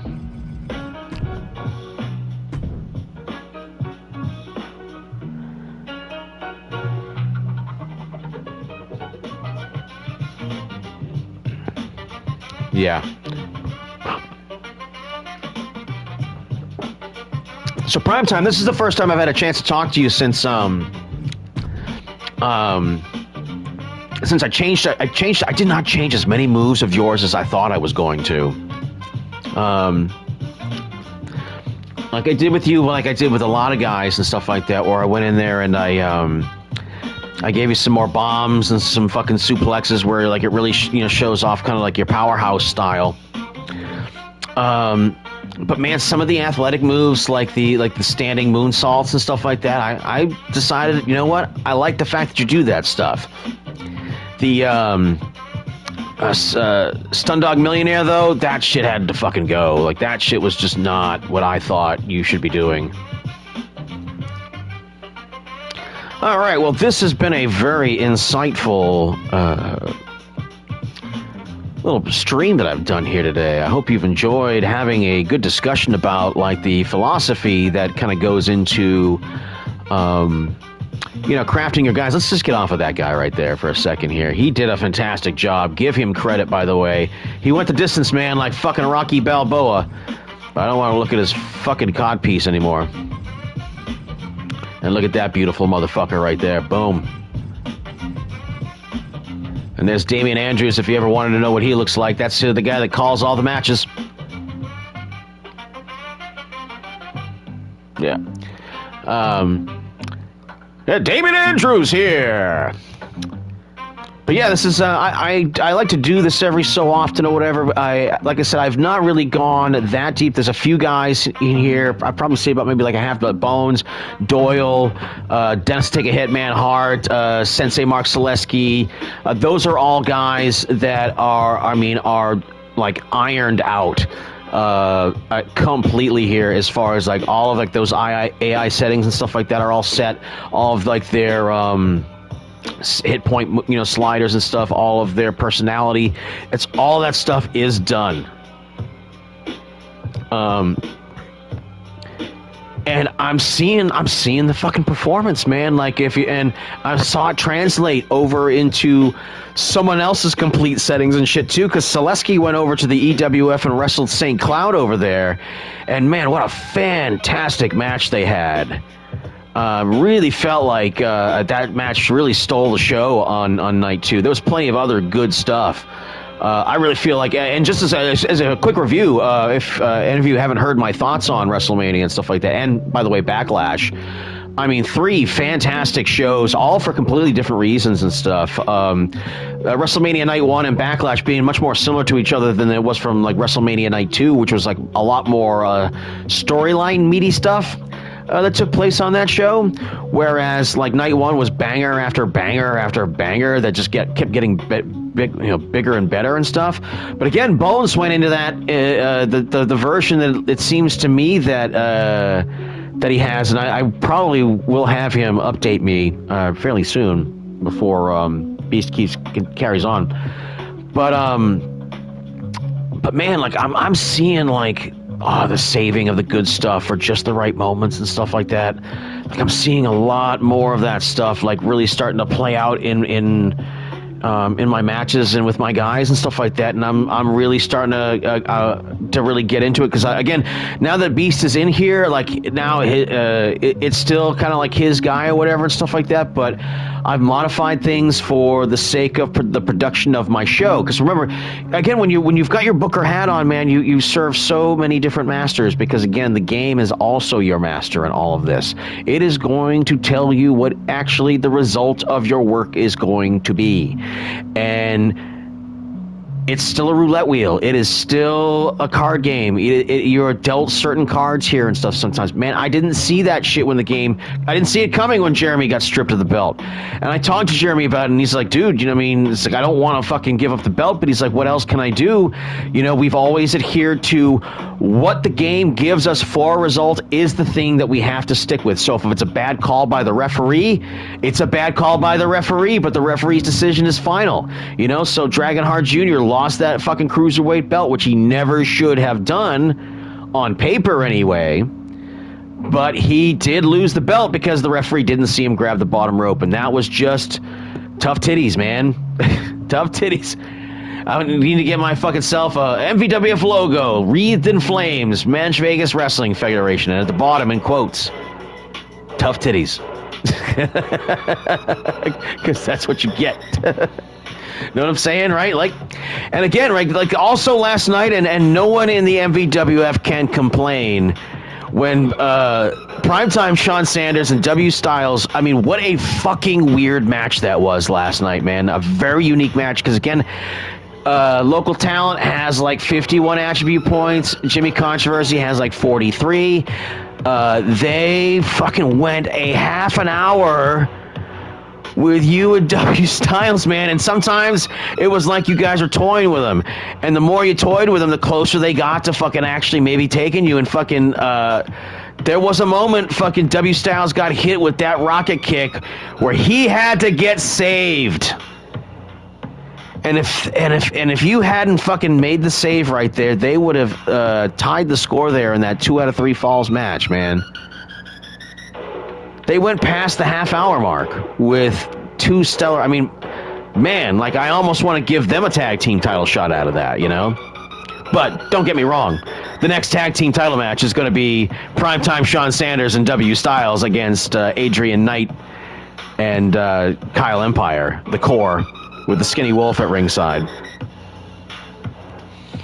And I will give you warnings, man. The Skinny Wolf, he has been a C-tier player in the Phase 2 of the MVWF, but I am scarred by the things that man has done in the MVWF going all the way back to the early 2000s.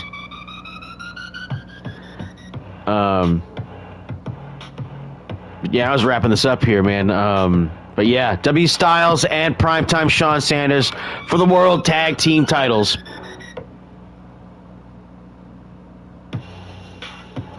Coming up at the next event, that'll be next weekend sometime. Like I said, as more and more EWF guys start filling up the roster and stuff like that, and I've also got my NWA guys I got to serve, and my MVWF guys and stuff like that. Like I gotta. I'm probably going to have to edit here, so guys like Dark Kane, Blue Kane, Gay Kane, Cocaine, all those guys are probably going to end up having to get like uploaded to community creations and stuff like that to get them off here, because again, editing things down, keeping things as lean as humanly possible so that you can kind of get the most performance out of your game. Got chemistry in the ring, yeah. And again, I really think diving more and more into these AI settings and stuff like that. I mean, fuck, man, 2K26 is right around the corner. Fuck, and I'm only just now getting into it. But I'll tell you what. I mean, if this game has a 2K26, we'll have it. But I'll know how it operates next time. Which isn't to say that some AI settings and stuff like that, if they add some more things to the exterior or whatever.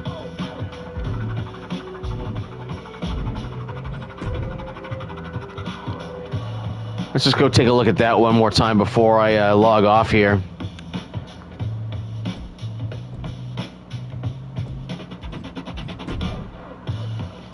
Of course, difficulty legend, weight detection, simulation. Because again, I don't want fucking cruiserweights throwing, giants around and shit like that. That's for fucking realism. Stamina mode. I mean, what's the infinite versus normal? Well, I mean, I do want the matches to end eventually,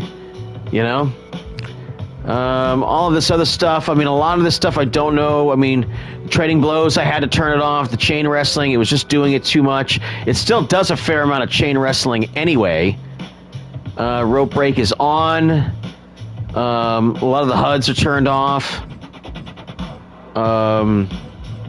Entrance run-ins. This shit's all on because I'm rarely ever in play mode other than to do experimentation matches. Subtitles are off. Tutorial tips are off.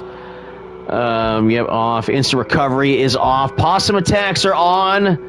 Allow possum pins are on because, again, I do like a flash out of nowhere fucking victory every now and then and stuff like that. And I haven't seen it do it too many times.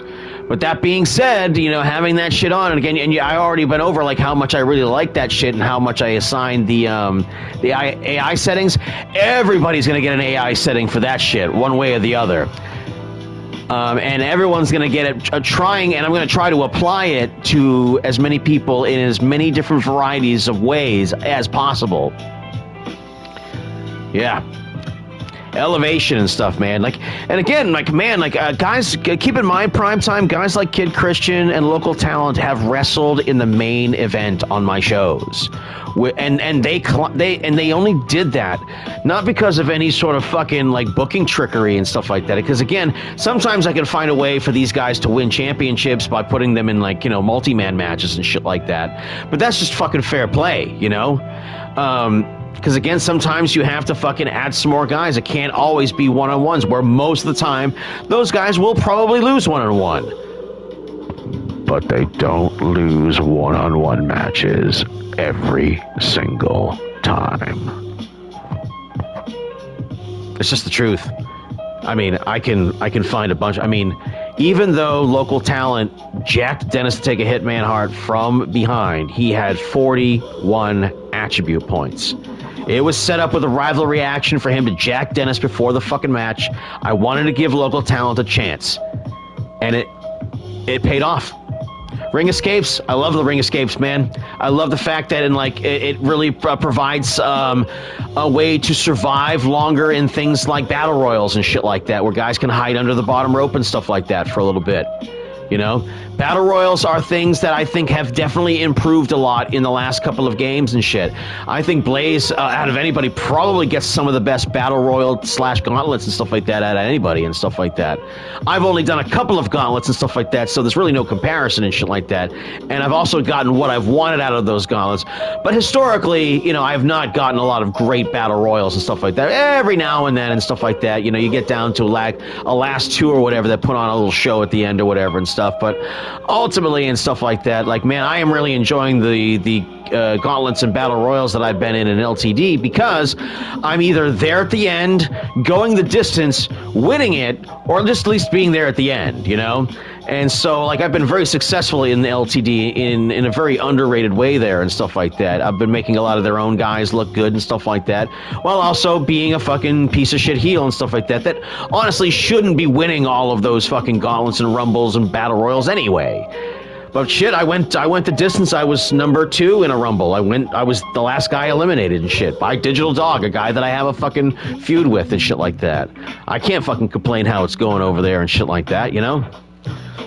But yeah, let's continue to look at some of these here. Referee counts, I leave that shit on. It's helpful. Normally, it's probably, like, as far as like the realism rule, the most unrealistic thing that I do. Because, of course, I've got all of this other stuff off. You know, I don't want the HUD on and stuff like that. I suppose I'm eventually going to try a ramp-facing, you know, event and stuff like that. But for the most part, I still like the standard hard camera. Post-match replays. I want the most TV production as much as I can get. Camera shakes, camera cuts for big movements. Now, this one is the one where I definitely did some adjusting here and stuff. Because often, and sometimes for the taunts, because, man, like, you do it frequently, it'll do it every single taunt. And I don't want that shit. Because, again, I also want some latitude in being able to use my live camera and stuff like that. But I do want, like, if someone's going to do a dive over the top rope, I want the fucking, the camera cuts to fucking take over for me. I just hope it doesn't leave me in an awkward spot when it finally comes back, you know? But that's why you just got to be Johnny on the spot to refresh back to the hard camera, you know? I feel like I'm really using the camera to very good effectiveness now, while simultaneously also using the automatic camera, which I don't have any control over. And the automatic camera panning and stuff, that adds a bit of a live camera to it or whatever that isn't me. Ringside camera cuts. Like, when they come down to the most forward ringside area, the most closest to the hard cam or whatever, I really am getting a lot of good shots there and stuff, because that's a different set of cameras there, that's as opposed to every other fucking part of the ringside area and shit. Again, trying to compel them to go up the rampway, I don't know. If anyone's got any suggestions for that, if there's a way that you think you can compel them to go up the rampway, to do a nice, like, brawl and stuff like that. Do see some VFX stuff or whatever. It just makes the screen go weird and blurry. Trigger effect allows tension to be applied to the adaptive triggers. Disabling it will not affect the controller vibration function. I have no idea what that is. Spectate control display. That's why it's on me to kind of, like, figure out the camera buttons and stuff like that, because I kind of don't want those controls to be on screen to be seen while I'm live. Watermark image is on, because, again, that's another way to erase the WWE from everything. Reversal input feedback off. I don't need it because I'm just doing sim matches. Possum pin prompt off. Instant recovery off. Prompt, I don't need any of those prompts, because most of those things, yeah, they're either on or they're off, but I don't want anything to be showing up on screen to, you know, like give away that that's something that's going to happen. This is where things get a little bit more interesting here and stuff. I don't know, take it or leave it. I do like a little bit of an AI finisher reversal and stuff like that because I want to hold the finisher off as long as possible. You know, so that I get a nice big pop on the finish and stuff. Ground grapples and stuff like that. Foreign object. I don't want a lot. I mean, I want them to, if they're going to grab a weapon, I want them to generally be able to use it. And I think I'm going to lower this one right now. I'm going to go down to 20%. Right? But then again, I also got to wonder, like, again, and if you watch the next event and see how weapons are used throughout the event or whatever, if you see a big difference in how you see the game performing, let me know, man, because I'll tell you what, one of the things I do kind of want to avoid is I think I might have had this all the way down at 0 on the day that shit happened between Dennis to Take a Hitman Hard and Jeremy Love or whatever, where he hit him 137 consecutive times with no defense from Dennis.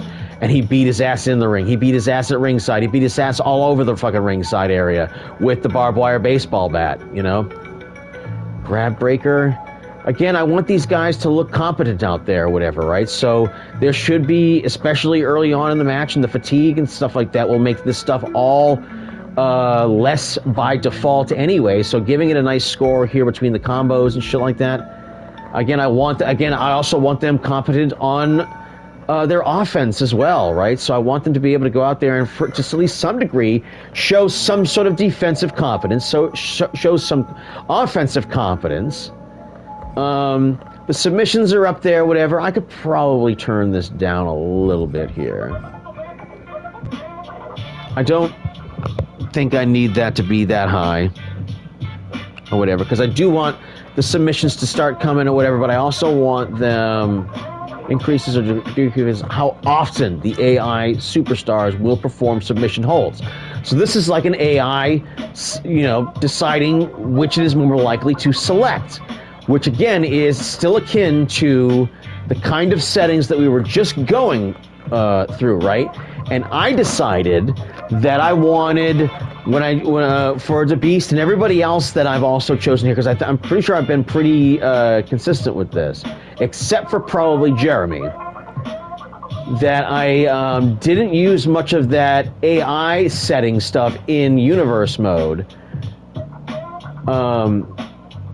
for anyone but Jeremy, so that he would be more consistent with his submission hold, because he's a submission style wrestler. That's his style. This one, I think, would probably have much more of an impact on all those other guys that I've done the AI stuff to, but I didn't touch their submission stuff.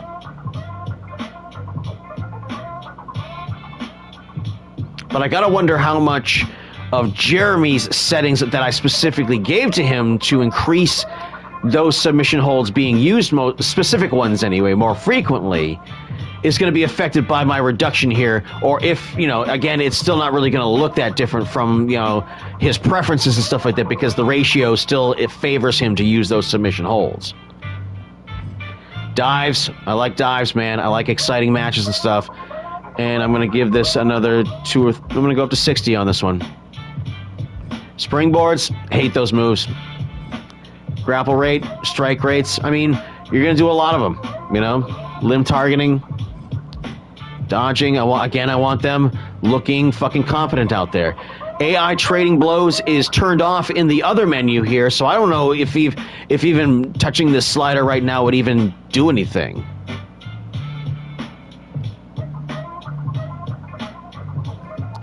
Entrance run-ins and stuff like that. I thought maybe I don't like them a lot during the entrance. I don't like them at all during mid-match and stuff like that, because it usually just doesn't work out a lot. Post-match, I like them a lot, but I don't think these sliders really affect anything in universe mode and stuff like that to compel the game to do it on its own. Referee goes down, he goes down for a long time. I want the superstars selling as much as possible when they get hit. Basic reversal windows, I mean, it should be a little bit better than 50-50. Ground attack reversal windows and stuff, well, when they're on the ground, I mean, I guess it's basically still kind of a 50-50 thing here and stuff, but like, there's going to be a lot more a lot less fighting on the ground. And then, of course, as they proceed there, again, the finishers are going to come one way or the other. So the higher your ratio is here for them to counter that sort of stuff. Once it finally hits and pays off or whatever and stuff, that's where it pays off. Weapon reversal. I'm turning this back down. Stamina cost. I'm going to tap this up just a tad. I'm going to leave stamina recovery rate right where it's at.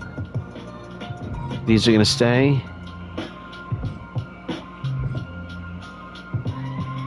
I guess stun gain. Increase or decrease how quickly the stun meter is filled when receiving attacks.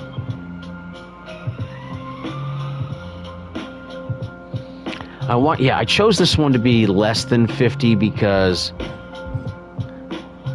I do want things to be effective. But I do want you to have to fight for it to get it there. And I'm going to sell a little bit more. So we're going to go 80% selling. And I'm going to leave pin kick out difficulty.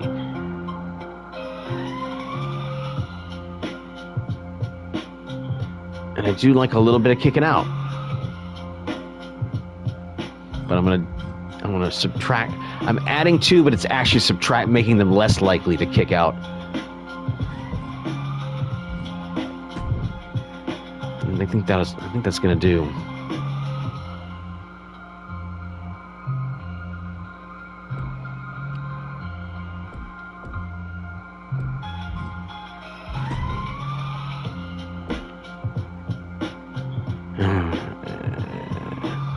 See, I don't think I have all the stuff up at maximum here because it's player-related stuff, and I don't really see it having any effect on the AI of my game. But I definitely want like a staggered sort of thing. This is what I chose for the finishers here and stuff, right? I do want if you get to a third finisher, I do want it to finish him off. Signatures, I don't want any of your signatures and stuff like that to very rarely ever cause a pinfall. But you still might see the result of that sometimes, like in an Iron Man match or whatever, where a signature might get you something. And that kind of variety there doesn't bother me that much. Special guest referee.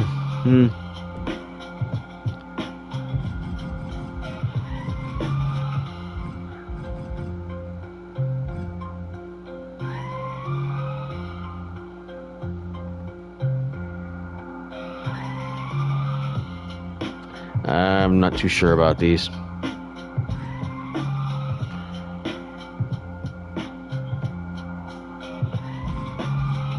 Let's just do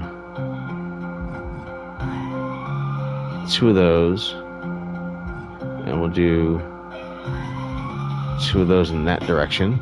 And we'll see if it affects anything in any way. Alright, that's going to do it. Alright.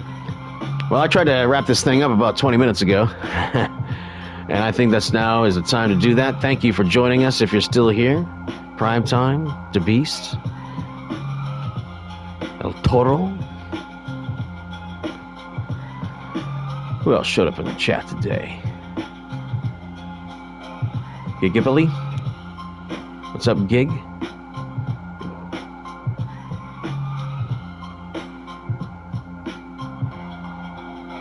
Alrighty, folks. I'm out.